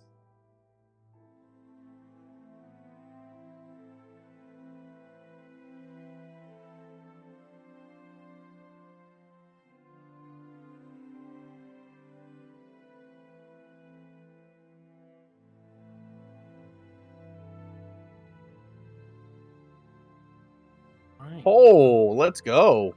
Yup. So when you step through the portal, hopefully you're not seasick, but the first thing you would smell is just the salt in the air. And then looking around, you would notice you're on the top deck of a big ass ship. And around you at the top, there's a slight wind in the air, and the ocean just goes as far as you can see. There's a oak finish to the wood, inlaid with little runes that occasionally flicker with the soft light. Another thing you'll notice is as you look around on the top deck, there are these almost spectral sailors just roaming around, performing whatever sailor duties, whether it's like tending to cleaning or fixing up, rigging up the sails, what have you. That's the top deck. Now, each deck serves a different purpose, and when you get to where you would normally go to go below deck, there's actually a portal right here. And when you step through the portal, you can basically just think of where you want to go as far as the level, and you're gonna have 4 different options. The first sub-level is more of a training area. There's like dummies and pits to fight in, as well as like an arcane area of practice spells. I could get more in depth on that later. The second deck is the kitchen and dining hall. This one, there's like an open kitchen and long ass dining tables. Inside the kitchen, you'll see there's actually like small versions of elementals. So it's like a fire elemental heating an oven. There's like a water elemental cleaning dishes, and an air elemental just like floating up dishes along the path. And then there's like a spectral chef just like over everything. Anything you want to eat that you can imagine, it's served here. On the third sub-level, I'm going to leave it to you to... I think you could figure out each of these rooms on the third level is designated to someone in the party. Nice. There are certain items in each room that you can probably figure out which is which. And in each room, there's an enchanted window, and outside the window would be like something comfortable and familiar. Dope. And the last... Yeah. The last floor is probably the one Othala and Israel will spend the most time on. It's the master chambers on the bottom left, but on the bottom right is a large library, a study library. There's rows and rows of books and sofas and furniture to sit on. There's, again, like floating wisps of spirits that will attend to anything you need, whether you want to read a certain book or maybe do some boat dash, if you will, from the upper level dining rooms. So, yeah. Damn. Hell yeah. Sweet. Just imagining that water elemental by the sink. What is my purpose? You Yeah. wash dishes. Oh my god.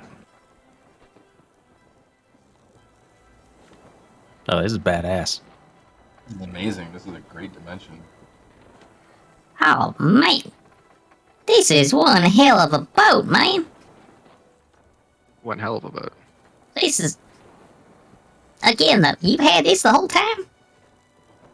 I've been thinking of how to put it together. It's more tricky than you might imagine. I based it off one of the flagships of the Tamarian fleet. Well, shit. There's some nice digs right here. Oh, man, I can smell that kitchen downstairs already. Oh, it's grub time.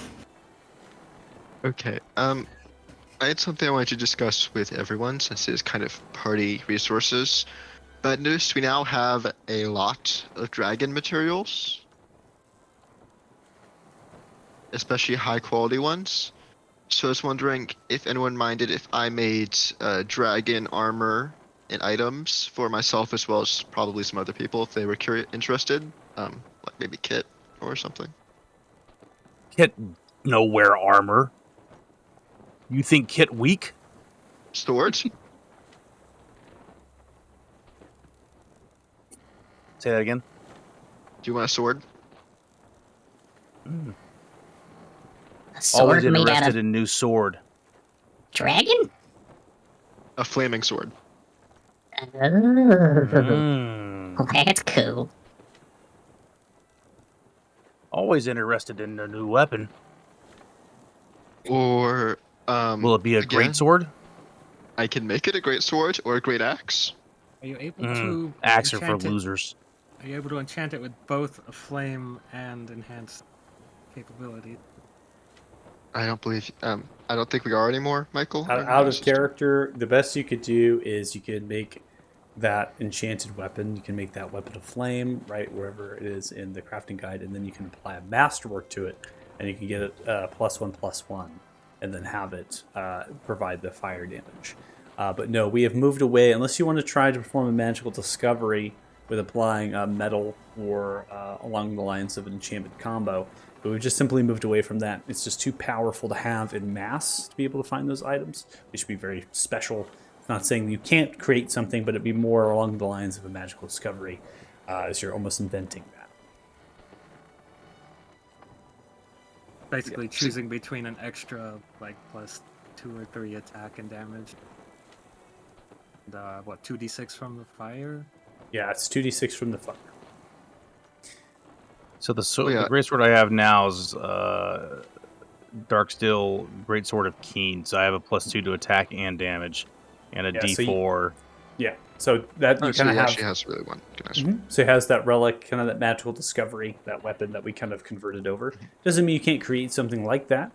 You just have to, put it in the frame of, I kind of want to make this, and this is going to be something unique and not something that's going to be found. We talk about reaching the Master Dwarven smithy, right? If you bring an item, a weapon such as that back to them, or perhaps you make it in their shop, it'd be something to be prized, held by only the finest of knights or the finest of soldiers. Okay, so maybe I could maybe make a weapon, but it would take a bit. I mean, the reason I'm suggesting armor is so that way it'd give you resistance to fire. I don't wear armor. Okay, a loincloth of resistance to fire. Oh boy, wow. Gotta cover the jewels somehow. Don't want them nuts to get too toasty. Introducing the loincloth of succubus resistance. Don't let those heartless succubuses burn your junk. Don't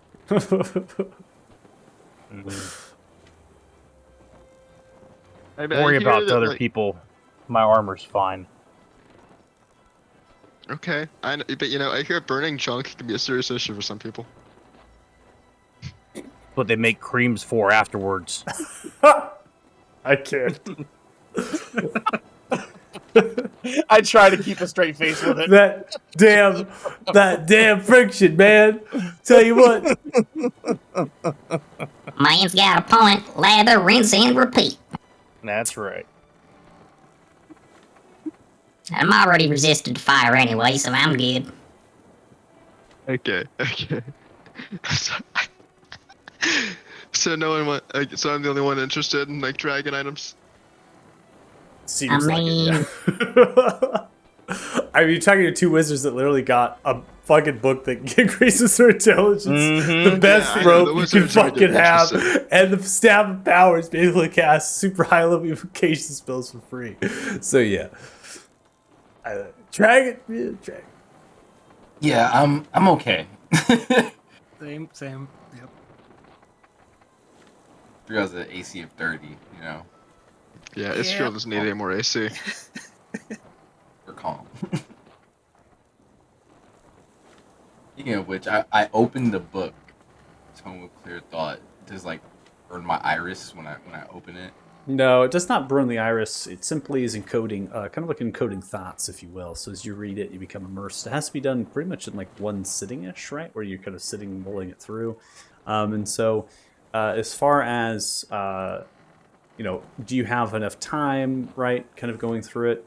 You're going to have to use since 40 hours over a period of 6 days, right? So you can imagine you're going to have to take a certain amount of hours sitting there going through it, a certain amount of hours sitting there going through it.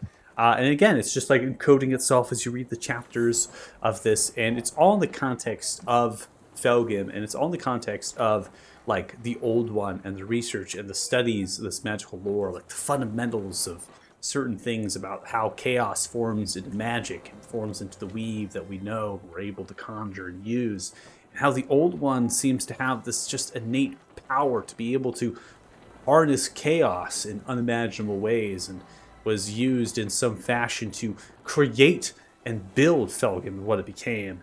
and be these almost interdimensional spaces that we were just transported to, and all of this was all influenced and empowered by the Old One. Not gifts, but by the Well of Nine Realms. Speaking that it was embodied with power at one point, was able to energize what it is, and so it lingers still, you know, but wasn't like it was depicted before. That's that's getting into the contents of what you would find here. Okay. I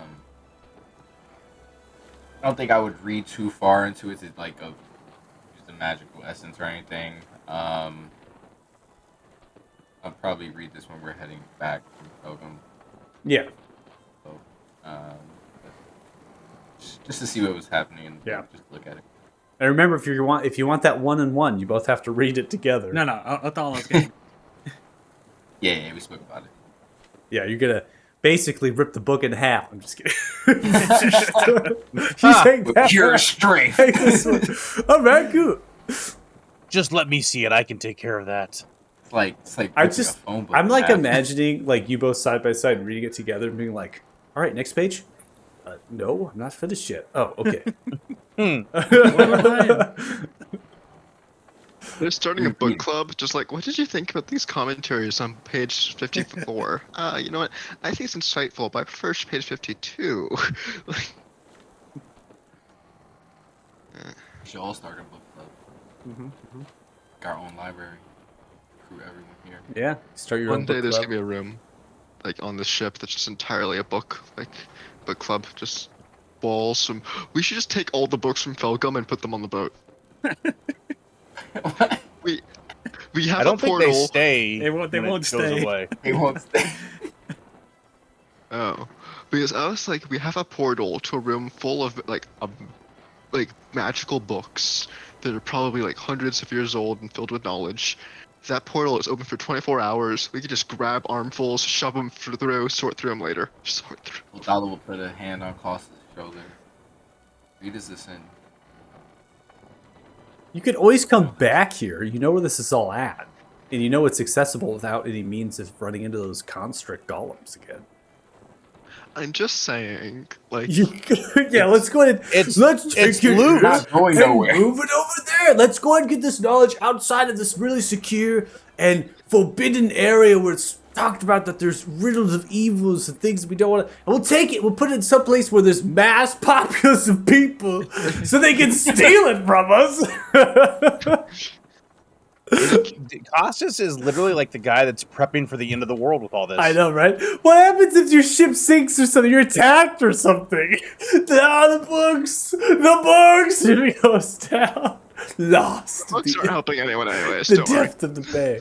Oh, But my they God. could help you. Think about it. The fact that these are spell books here. Think about it. You might be like, oh, hey, we want to learn that spell. You're wizards. They can actually come back to here. You can take a trip here, and then you might be able to learn the spell from these spell books. That's Yeah, precious right. knowledge, my It's- man.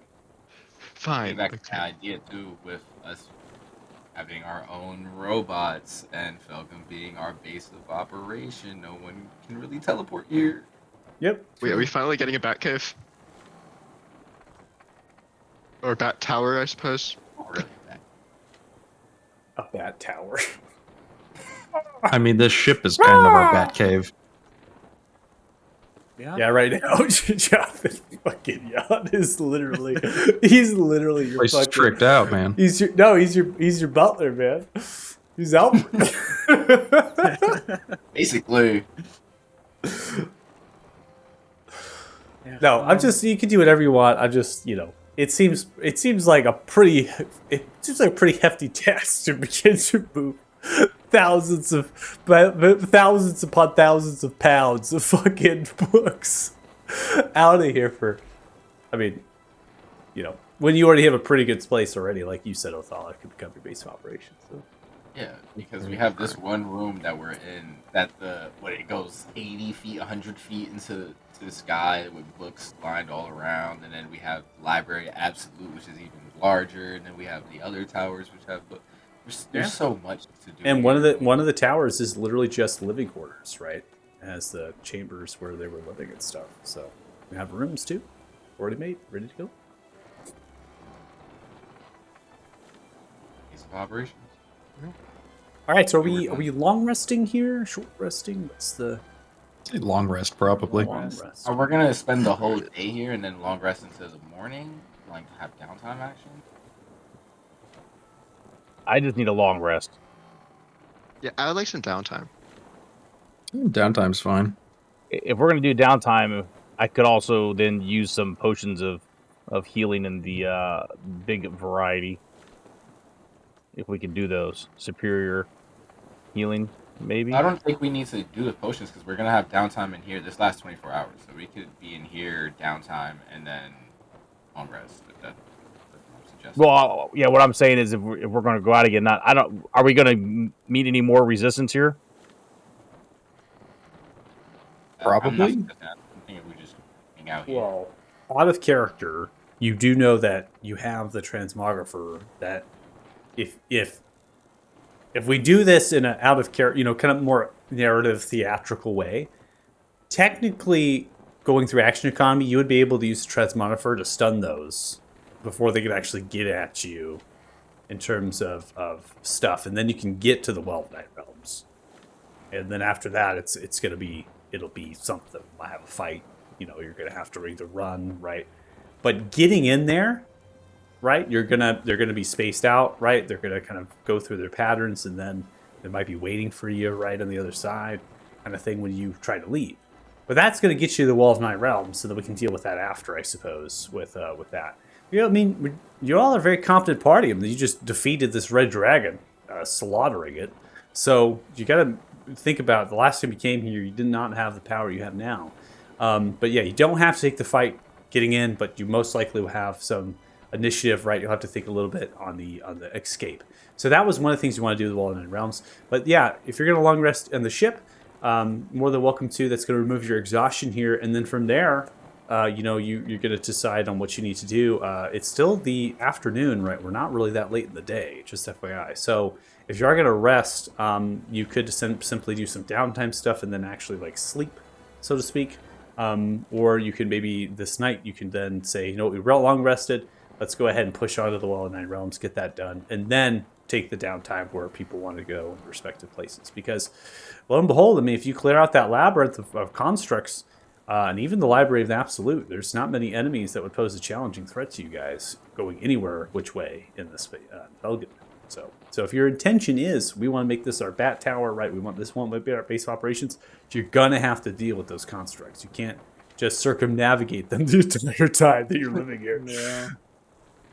Yeah, that's my suggestion that we take it slow. We did agree that we were going to take a few days here. If we just take it slow, long rest, get ourselves back to full capacity, we can take on a lot of this easily. Yeah, so I wasn't talking about to heal myself, by the way. I was just talking about to having the inventory for fights. Yeah. You're talking about crafting. If we were going to do downtime, if anybody can craft some of those. Do we have the stems needed? I don't think so, last I checked. The stems? Yeah, we need bundled stem to make potions of healing. Oh, I don't have any of those. Not in the bag of holding. So we something, cannot make- yeah. So you can't make them. I just checked your inventories. Can't make them. I don't think anybody has any. Okay. Something to think Easy about enough. here. You can pay attention. If I know your party has not taken opportunity to that, but you do have quite a bit of coin now. You could look at building structures. And now, if you take over the Isle of the Blessed here, Redfelgum, what it is, you could actually build farms on here, and that will be able to produce the reagent, the bundle of Thorn Stem. Ipso facto, you can produce free materials per day. Allow you to make healing. well, damn. Are we taking over Falcon, guys? It's not the worst idea. Not the Rebuild worst the- idea. You can rebuild, pay for it, rebuild the dock, start bringing people over.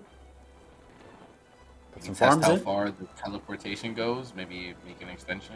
See where we can place a circle, the water in the ocean. I'm Well, still for- curious.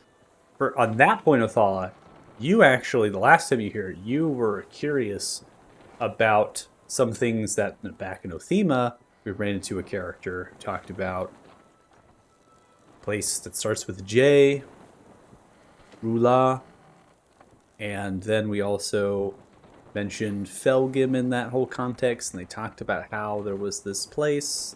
This is so many sessions back, and none of you guys are going to remember this. It sounds familiar. Yeah, With, innkeeper, is it right? Conrala, Yeah, so Jinrula, like this gnome was like, I came from Jinrula, right? And you were like, what is that? And they talked about some things about Felgim and like certain things.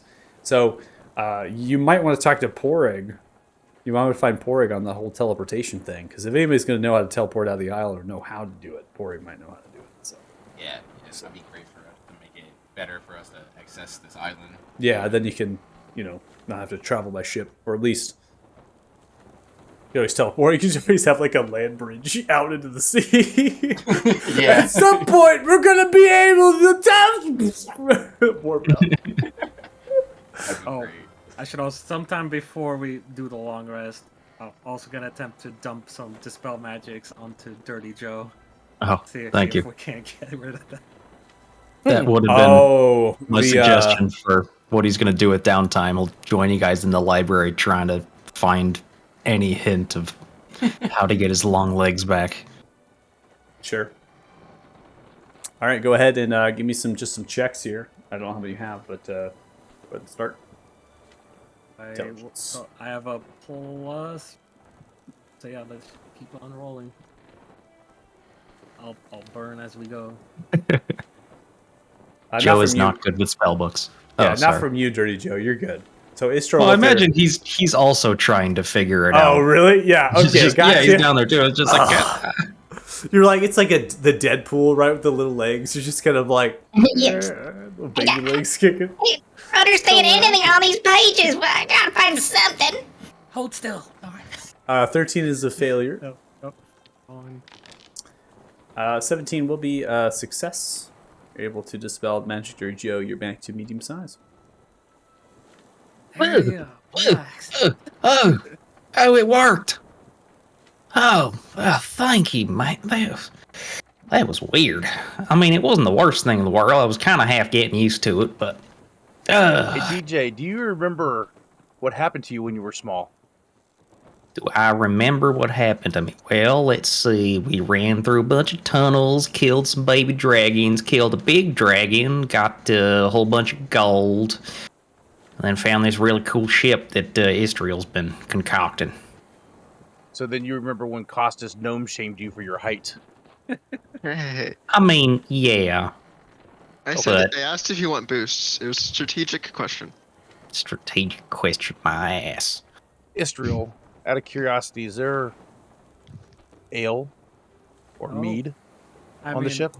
I was going to tell you about this later as more of a word of caution, but maybe you won't need to use moderation with the limitless keg in your room. Limitless? The what? Yes, in your room you will find a limitless keg. I'm just gonna run to the portal, go to my room, and I'm just gonna like straight up keg stand underneath it. Limitless? Damn, that's pretty damn cool. Got a limitless kitchen too? Any amenities you need. Oh, yes. Going to hog heaven right now. Gonna eat a whole hog. You need any assistance, just ask the elementals. Right on, man. Right on. Shit, howdy. I worked up an awful hunger. Oh, and Costas, there's all the moisturizers and shampoos you need in your room. Oh wait, what? I mean, I don't use this at all. I don't know what you're talking about. This is Of completely course not, of course not. They're just there, just in case. Unlimited refills. Unlimited. Thank you. Oh God! Unlimited refills on conditioner. Oh man! Oh. Yeah, I could just imagine just like literally slopping it on there, just dripping down his face. Just, oh. Yeah.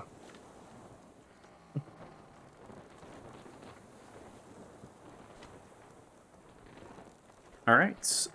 Now into our rooms. So it sounds like after we do some of the casting of the Dispel Magic to get Dirty Joe back to their medium size, happy that they are returned back to the normal state after the genie had played the, Dirty Joe played the Wheel of Fate there and got some magic they perhaps didn't want. But, actually came a little bit in handy in that maze. I'm not gonna lie, not making too much difficult terrain for your teammates there. So can't fault it, I suppose. But now you're back in your true form. And you feel happy and comfortable about that. The rest of you on the ship here, Lath Laurel, you're able to find your quarters and your chambers and begin, for somebody like Kit, right, drinking from your unlimited keg, your limitless, and Constance perhaps getting yourself bathed in a comfortable quarters.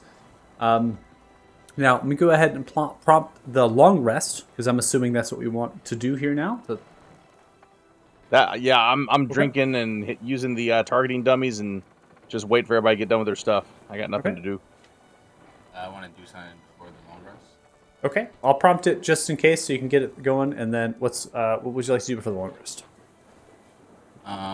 So in the future for the first time, as Othala is just copying a spell, just looking at Freemar's spellbook, I see what this does.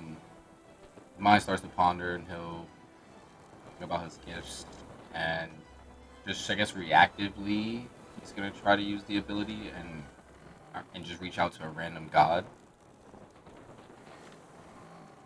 and ask the question, why did the places that came from no longer exist?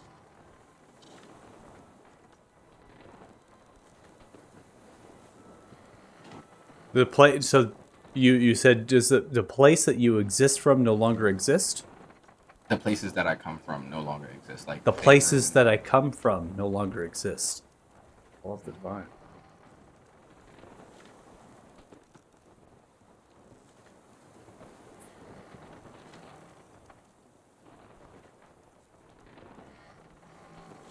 So, as you sit there in your quarters, perhaps, you look outside of your small window and the washing of the waves. The window itself becomes fog. As it does, it begins to slowly change into an imagery of your home. Exactly as how you remembered it. Some thought, perhaps in your own mind, being played. And as this moves back and forth with the ship, it stands to reason as it completes and kind of dissipates as the fog lifts, is that you, comforted with this message that where you come from still stands.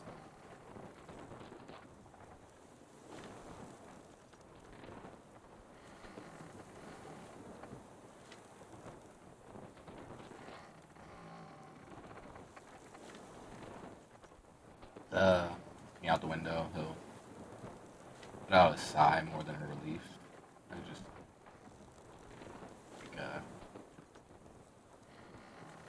knowing that the place is there and get it. Just back to looking at his textbooks. Okay. Yeah, and I'll get there. With more knowledge and more experience, or treasure, you are one step closer to returning home.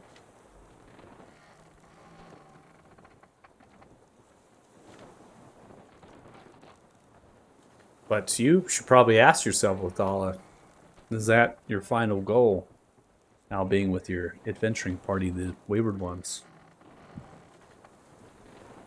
Or is the bonds of friendship so strong at this point you cannot know what it is that's truly your home? No. I think it's Othala, you just see Othala looking at it, pondering the thoughts, a little sort of solemn, sort of sad, but also still maintaining his determination to restore Othala, complete his goal.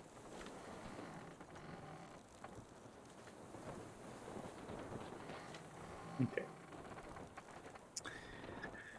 No conversation with Porg could help you. Perhaps. Maybe the Library of the Absolute will have some information that you seek as well. You got to explore the library.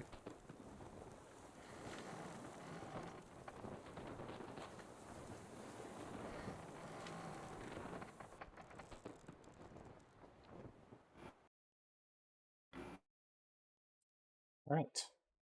Get an answer from a god, your strong connection, depicting that imagery of home, letting your sigh, not necessarily of relief. Take your long rest. The rest of you do the same, some which are maybe more restless than others. Chugging ale, fighting, trading guppies. And upon the ship, you are brought to lavishness, having, limitless food of your own choosing, having things, equipment to train, books to read, to write, showers, tubs to bathe in and condition your hair. And after the long rest here, you have a choice to be made as far as downtime is concerned. If that is what we're getting into now, or if we're going to want to tackle the Well of the Nine Realms. So I kind of have it as a binary option, because that's what it seems like you all are alluding to, is that either we're going to do the Well of the Nine Realms first, get that going, or we're going to do downtime and then tackle the world.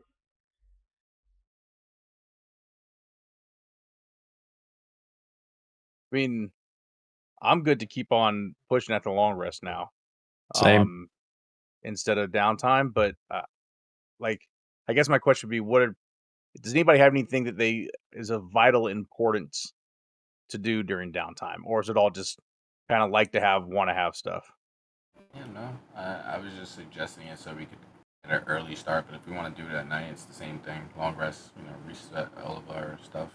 Roll at 100. Now, Kit's never been here before. Does it make a difference if it's night or day at this place for what you see and what you encounter?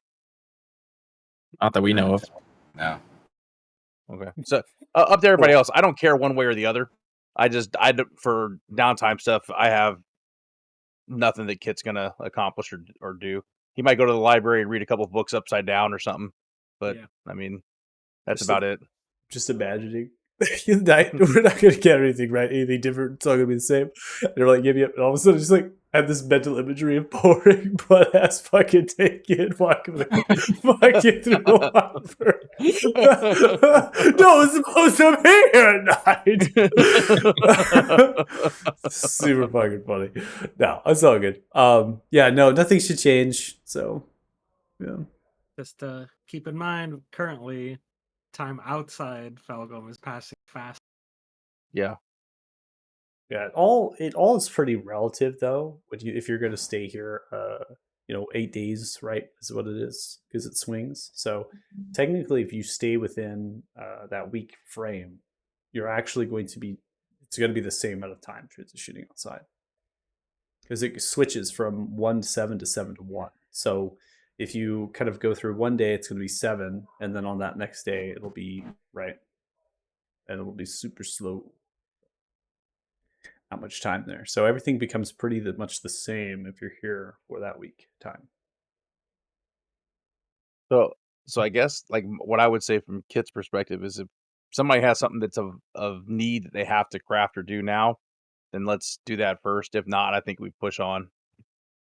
I mean, I have an idea for something to craft, but it would require discovery. So it'd probably be something I'd say I'm doing it now, and then spam Michael about it after session. But is it of vital importance that we needed to continue on? It was kind of my thing. No. It's of vital importance to my coolness factor. You already have perfectly shampooed hair and blue eyes now. Yeah, Lucas already said a magic discovery. It was called the dumbbell of weight manipulation. So the user lifts the dumbbell. Not only does it use magic to strengthen the body to its peak, it also speeds it. I wasn't paying no attention to the grammar. I was just sending you the idea, so you got it. I just simply did not respond to it because I just did not know how to process what I was reading.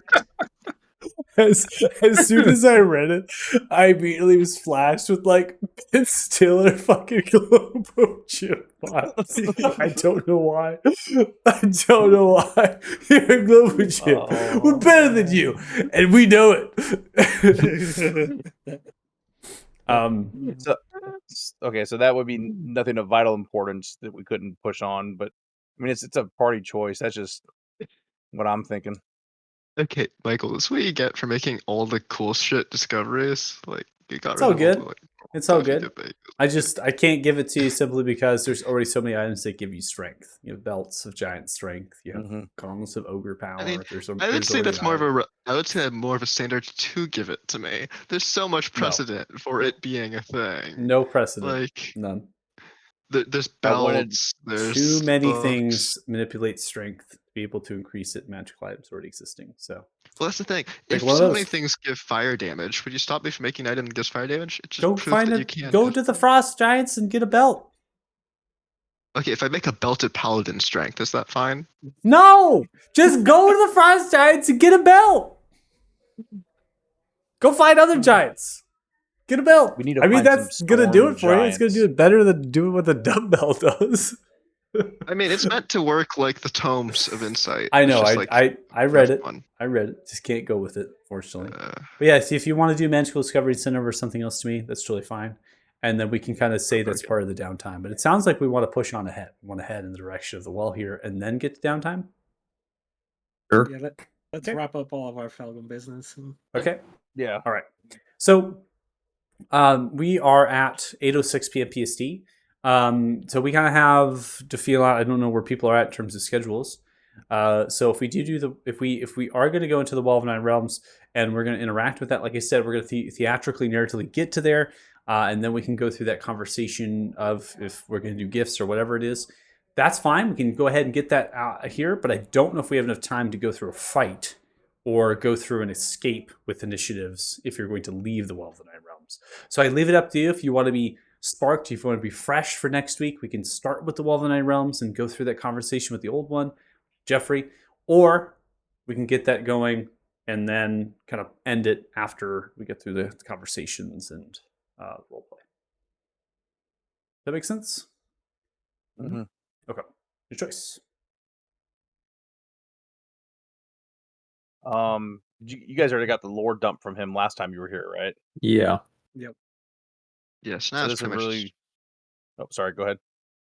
I mean, we might get a more minor lore dump now that we know more, so we know what questions to ask. But True.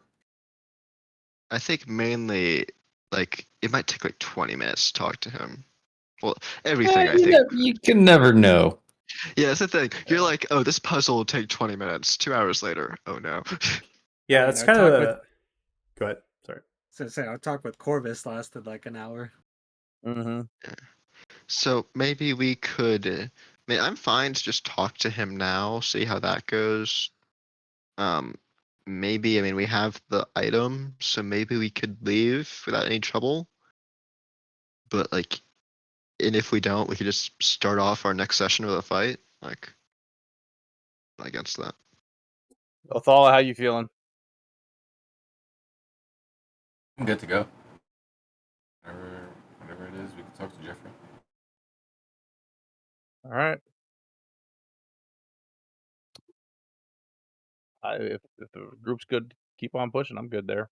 Okay, we'll go ahead and At keep least on get the pushing. talk done. Yeah, we'll go ahead and I'm going to go ahead and roleplay for you guys here, just what is going on. So we are going to be using the teleporters to navigate into the labyrinth once more. The labyrinth is as you had left it. There's not much had changed. You can kind of have an idea that Porrig probably hasn't made their way down here to deal with anything after they had left. They probably just left it here. The actual constructs themselves seems to have receded, perhaps into their kind of vats. Remember, that pooling right around the center point of the entrance of the well, most likely receding. So at this point, you're probably taking a stealthy approach, right? You don't want to trigger them. And upon that, you're going to be using the teleporters to pass inwards into that area. And that's what's going to arise them, just like kind of it was before, as well as the drones probably alerting. And at that point, you're going to be activating the transmographer, rolling yourselves into initiative, obviously. But action economy-wise, you'd have enough to be able to stun them and then get your whole party through the teleporter to the Well of the Nine Realms. But of course, after the fact, right, leaving this place, surrounded, that sort of thing, that's the challenge that we might face truly. So I'm going to go and drag all of your tokens down here onto the board of this map here, also removing the exhaustion 1, simply because we went ahead and did our long rest here and grab some of your tokens here. This is a gridless scene. I remember I made it so it was gridless here.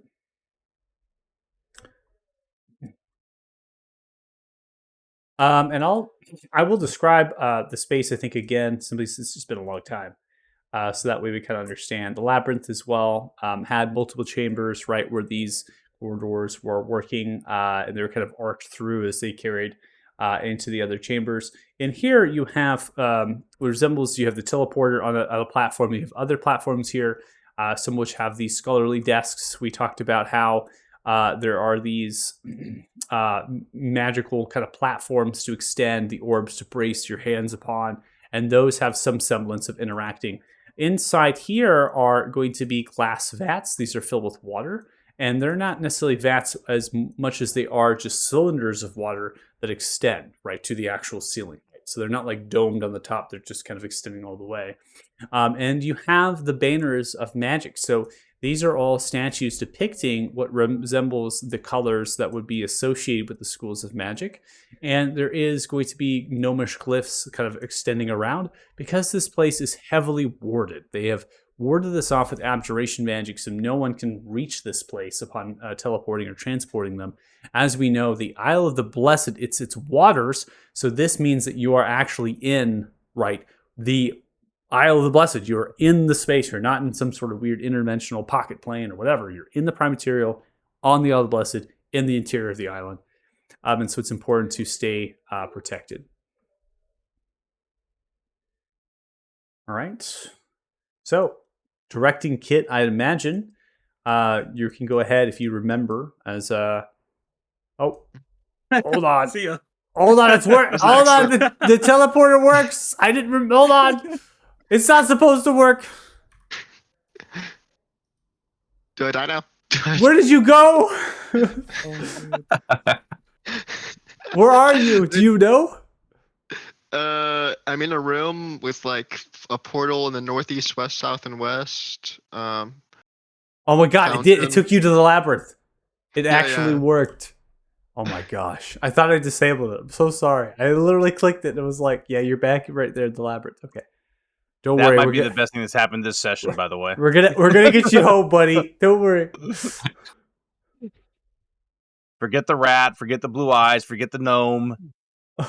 That right there was the best. All right. I went ahead and just deleted all of the tile stuff there, so it should not cause any further problems.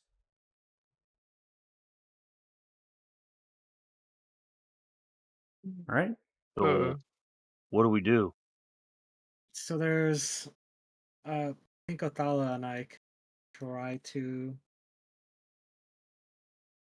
spark the catalyst. If you'll stand on these. Stand here? Mm-hmm. Keep in I mind. tried. What was that? Continue. Yeah, I was dead last time you guys were doing this, so this is all fresh. I just forgot how you guys did it. Keep in mind, it'll be just you there unless two people go at the same time. We might want to do. Some people need more supervision than others. Should glances at this. Okay, I can go with him. Yeah, that sounds like a great idea. No, hold on. Maybe different supervision for you. I Unless wouldn't You mind. saying I'm like a child?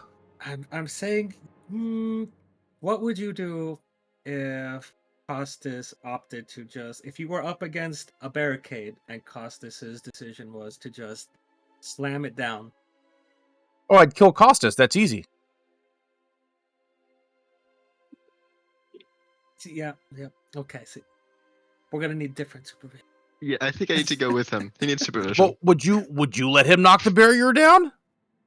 Well, let just say, how would you go about it? I think I can go and supervise Kit. I think this is a great idea. Well, Okay, I would all put right. my sword in 2 hands, and I would aim for his neck. You want me to No? go with him? Would you? Yeah, that's fine. I've already met Jeffrey anyway. It's not going to be much of a surprise. So how Yeah, about he's a chill dude. yeah. Come on. How about we'll do 2 at a time? So Kit and Joe can go first.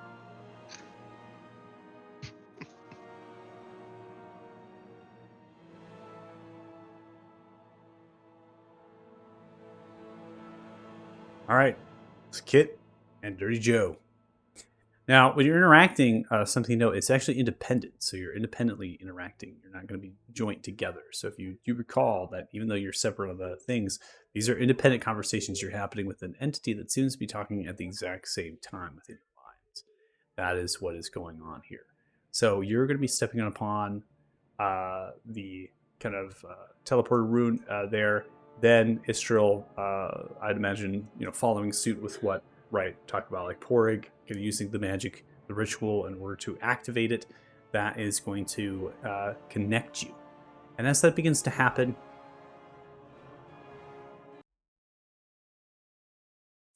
Kit, we'll start with you. Begin to hear the Oh, this voice should be good. of an entity deep within inside of your mind. Echoes through. I am the old one. Well, I am Kit Lothbrook. Kit.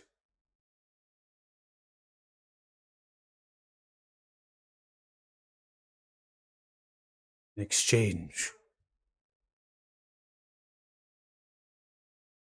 for life, age, endless age,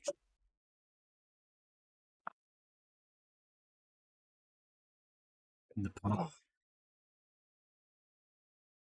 to take life from your enemies. You must plant a seed.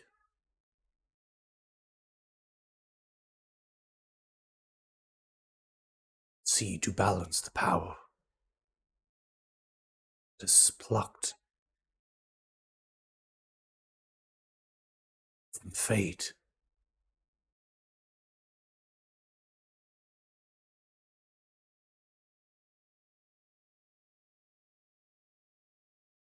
That's all. Just You plant are. the seed. You are a chosen one. It is all that is required.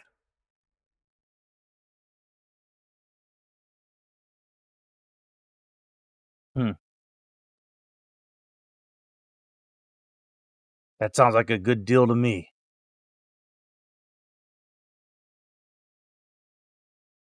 I accept your offer. Then so be it. The power is yours. You see in your right hand appears to be a hexagonal bronze 4-inch long plate with an engraved whirl in its center. Cackle with purple and pink lightning that sprouts through your eyes and through your body, invigorated by otherworldly power.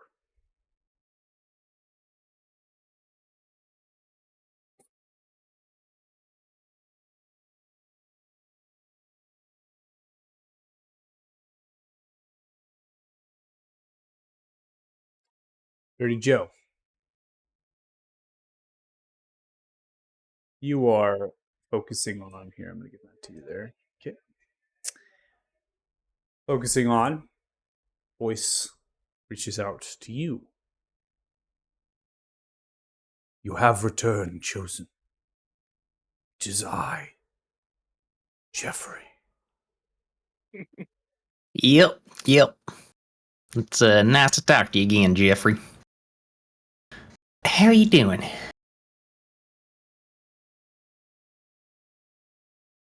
The meaning of your words elude me. Well, I don't know. Strikes me that maybe nobody ever asked you that before. How are you feeling about things? I have no feelings, no emotions.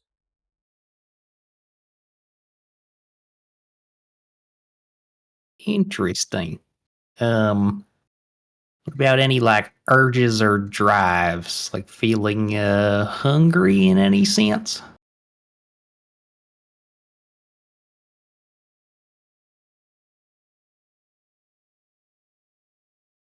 Conceptualize your words with my own. I can tell you that I am meant to bring fate to the chaos of the world and the universe around you. It is my purpose, ever and eternal. Like the hunger you feel in your belly. It is unquenchable.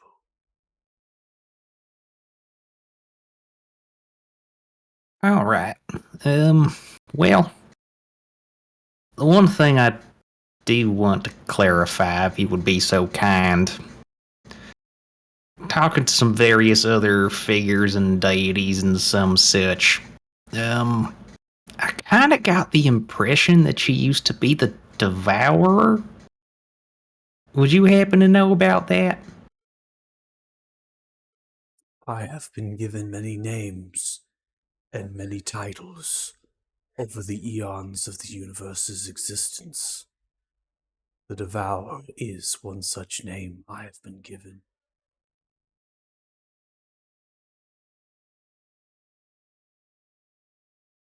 And, you still trying to, like, eat stuff and, destroy creation around you and, generally muck up the place for everybody else?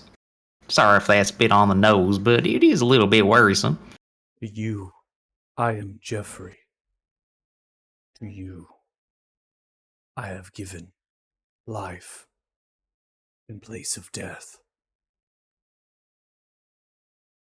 And to you, I have called you chosen to fight, to destroy Damodar. Consumption, energy, chaos. They are one and the same.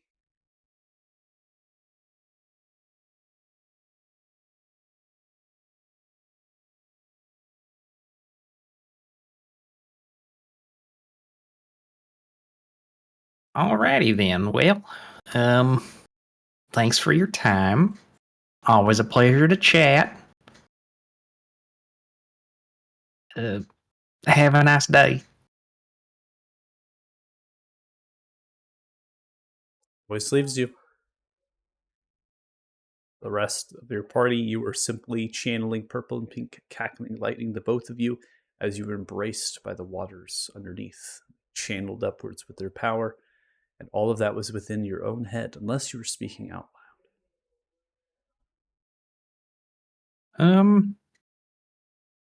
I imagine I was phrasing my questions verbally so everybody else could hear. Sure. Okay. So I'm going to step off the platform then. Yeah, Kit was probably talking out loud too. He doesn't care. All right. So he kind of gave some weird non-answers to that.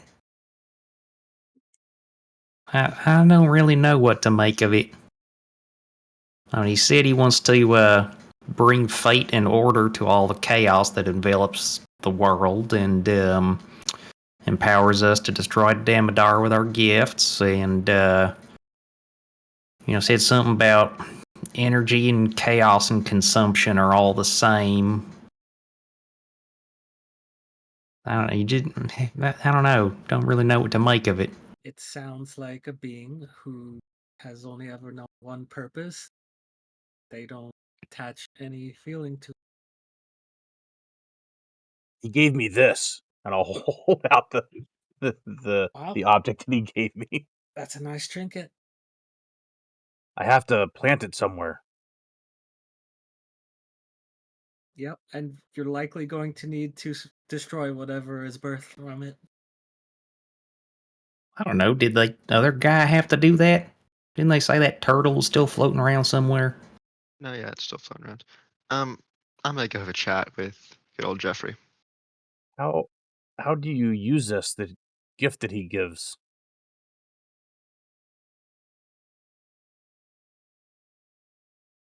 I don't really know. Will it?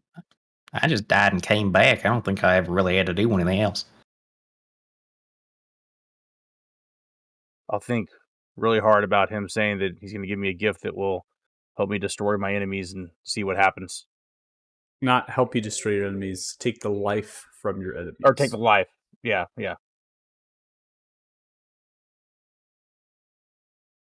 right, Costas, you are going to put yourself upon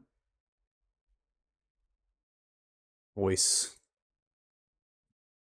You have returned. Yes.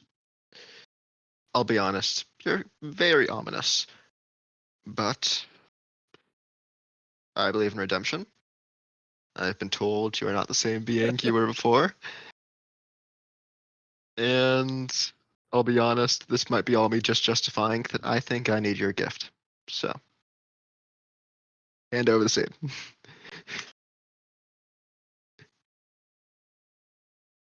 You plucked from fate the chaos of the universe. You are given something that will bond your life with that of others. In exchange, the seed that must be planted to balance the power that is given.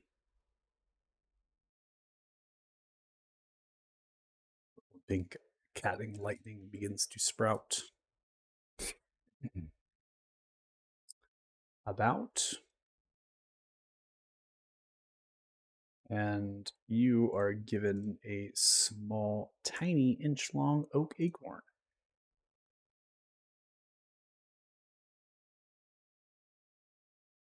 An 8-inch long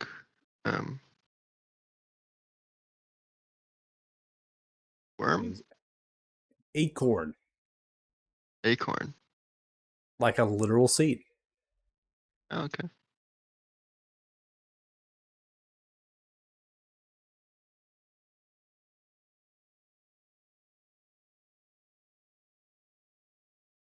This whole time, Odala would have been just walking around the room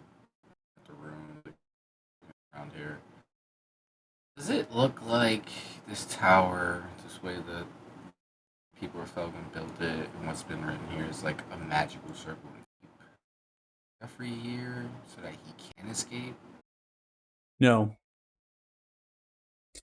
You are able to interpret these abjuration runes very specifically. They are to hinder any sort of teleportation spells, primarily forms of conjuration, most likely from creatures conjured in here or creatures kind of appearing through teleportation and other. Okay.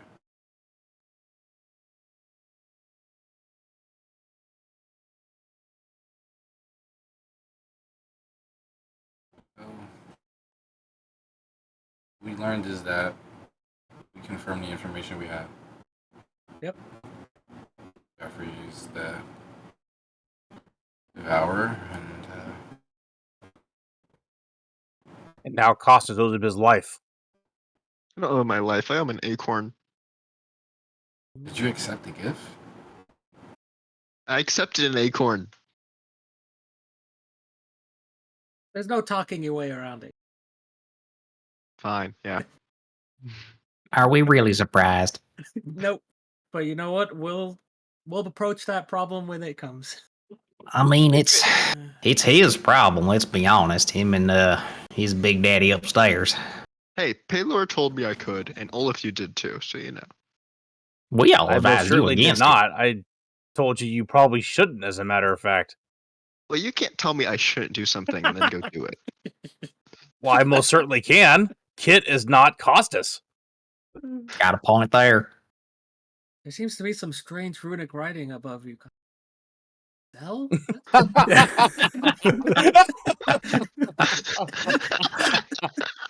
I'll be damned. It's true. You are him. I suspected, but I didn't believe. This is why I need to make a greedy mercenary as a character. So, I think you need to turn in your redemption chips and start over, Costas. chips. Yeah, but without handing out gobs of food in the middle of a random city, because that got you killed the last time. Every time I try to be good, I get shot through the heart, and you're too late. Okay, come on. Oh my god, that's great. You know, But now thinking you- on Jeffrey's words a little bit more, saying he wants to bring fate and order to the chaos around us, and then saying consumption, energy, and chaos are all the same. Was that his roundabout way of saying he doesn't want to eat creation anymore? I took that as either he wants to bring silence to everything, aka death, or he's kind of just decided that existence is the same as consumption and creation, so he doesn't care anymore. He just wants to, like, do what he can to bring about fate. Well, And you still took his gift? The thing is, Yeah. that he's a confusing being, and Paylor told me I could do what I wanted, and he said that he wasn't the devourer he used to be. So I'm going to go with the interpretation that he is now doing something different than Pretty sure Yes. Joe said he was still the same person as he always was, and he just goes by different names. yeah, that's what he literally said. I mean, you guys' conversations with him, way too much. He just told me I can murder people now. I took it. Okay, Yeah. you know what? Let's just. It's all right. We're gonna have Can to I do- deal with these seeds later on. Oh, by the way, I'm out of conditioner, but like, you know, we can. Well, we have a whole dragon's horde to buy. Okay, not a whole dragon. We'll talk about that later. We have the rest of this. Yeah, what's the Okay. allocation for conditioner? To like 50%? Well, in the ship, it's free.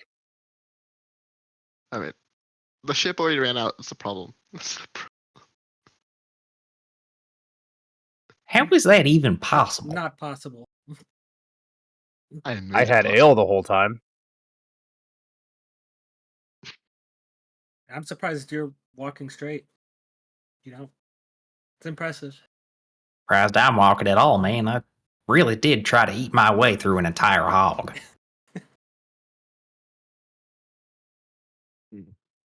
Oh, We one need to thing I test the picked limits of up. how much that sip can create. You know, I think I can kind of remember the way my vocal cords felt when I was little. I think if I strain them a little bit, I can kind of get back to. Is it? Oh yeah, I got back. Anyway, it's party time. You picked up a new skill. Yeah. I don't know how it'll possibly be useful, but it makes me feel better. Maybe you can pretend like you're a little kid around a corner. I can Actually, that's a literally- pretty good point. Costas literally turns into a little kid. There you go. Like, we don't need him. Now, Wait, what? What? So, wherever this conversation is going, I think we are going to end Yeah. our session before we stumble into anything else. We have two party members that have accepted a gift from Jeffrey, the old one.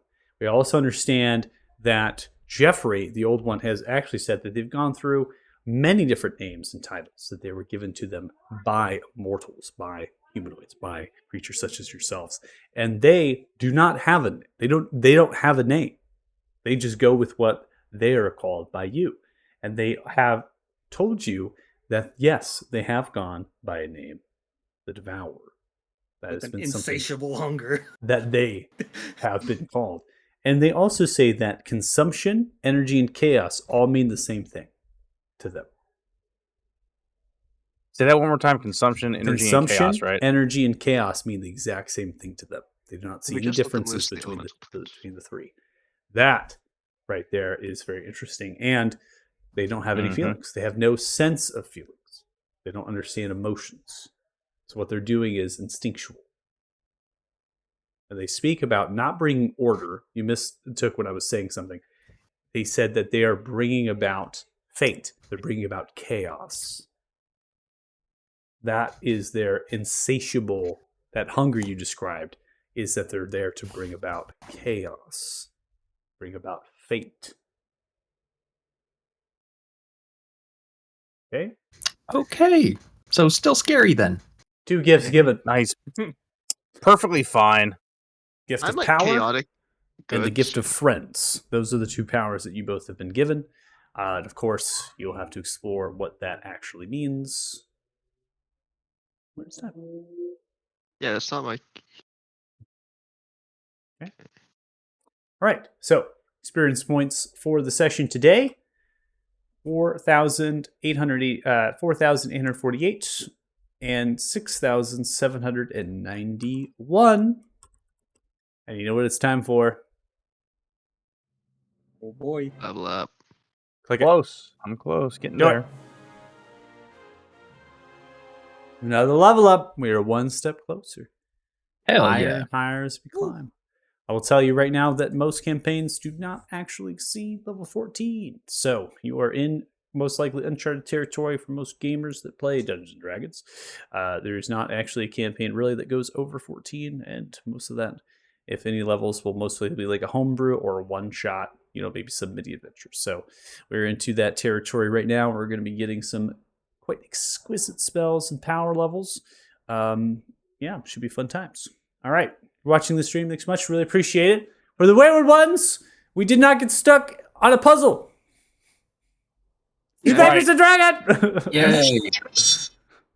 All right. Check us out next week, Saturdays at 4 p.m. PST. Thanks so much for watching, and we'll see you later. Bye. Bye. Bye.